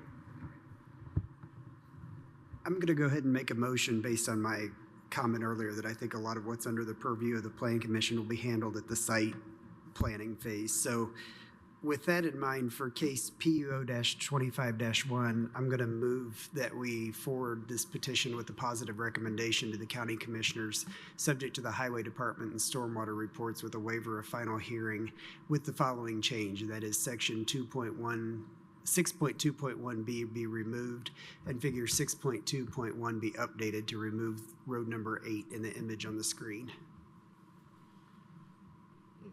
Necessary to discuss those light signal changes as well at this point? What we have in the current draft is what we worked with the highway engineer on, and we didn't hear any changes to that, so we are comfortable with those as a staff. Is there a waiver of final hearing requested, Mr. Morris? Yeah, I think I said that, but if I didn't, then okay. Thank you. I may have missed it. Second. Okay, it's been moved and seconded to send a favorable or positive recommendation to the county commissioners for PUO-25-1 with the one change as outlined on the screen. A vote yes is a vote to send a favorable recommendation. Margaret Clements? Yes. Tron Enright Randolph? Can you pass on me right now? Scott Ferris? Yes. Rudy Fields, Yes. David Henry, Yes. Jeff Morris, Yes. Edward Ullman,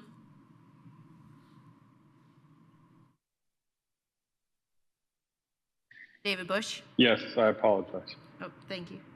What was it? Sorry, just his video wasn't on. It was. It just paused.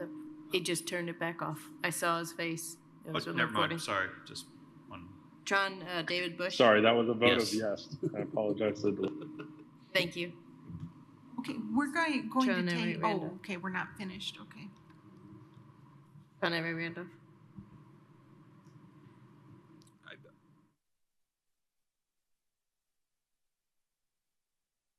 I guess this is a point of clarity, or to recuse or abstain. What are the factors that I must consider? I believe under the rules of procedure, you're supposed to need further information and that a vote to continue was failed. Okay, I just really would like more information of exactly how the pedestrian foot traffic is going to be addressed. So I'm going to just go ahead and abstain from this, because I think addressing it site by site may suffice, but I'd rather have more of a comprehensive understanding. And so for those reasons, I'm going to abstain. Okay, the vote does pass 7-0 to 1. Okay, we're going to take a 5-minute break, and when we come back, we'll decide how much more of the evening. We'll take a vote on whether or not we continue this evening or continue the rest of the items to another hearing. Well, okay, so can we reconvene the meeting? I'd like to call the meeting to order again after our more than 5-minute break. And according to our rules and procedures, we must take a vote as to whether or not we continue the rest of the items on the agenda tonight, or if we continue the remaining items to our administrative meeting, or to our regular meeting in May, or muscle through this evening. So it requires a vote of the membership. I'm going to move that we continue the remaining items on tonight's agenda to our administrative meeting at the beginning of May, and that we would hear any staff or legal reports tonight and then adjourn. Second.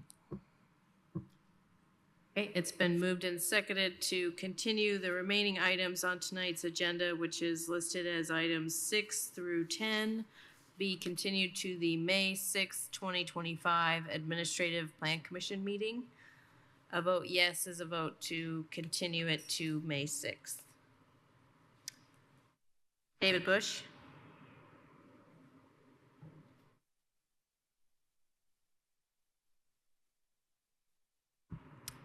I could go either way, but I guess I will vote yes. Margaret Clements? Yes. Tron Enright Randolph? I was going to base my vote off of you, Mr. Bush, so I'll vote yes too. Scott Ferris? Please. Rudy Fields? Yes. David Henry? Yes. Jeff Morris? Yes. Edward Ullman? Yes.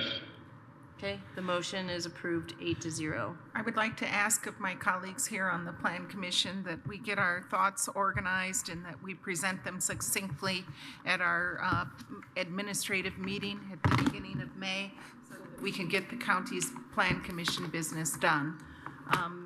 With that being said, are there any reports from Plan Commission or from legal?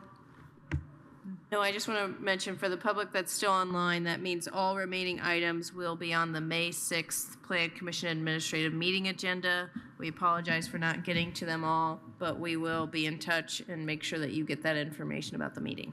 And thank you for your patience tonight, and thank everyone for their good service. Pardon me? Okay, is there a motion to adjourn? So moved. Okay, thanks everyone. Sorry it was a rough night. Thank you.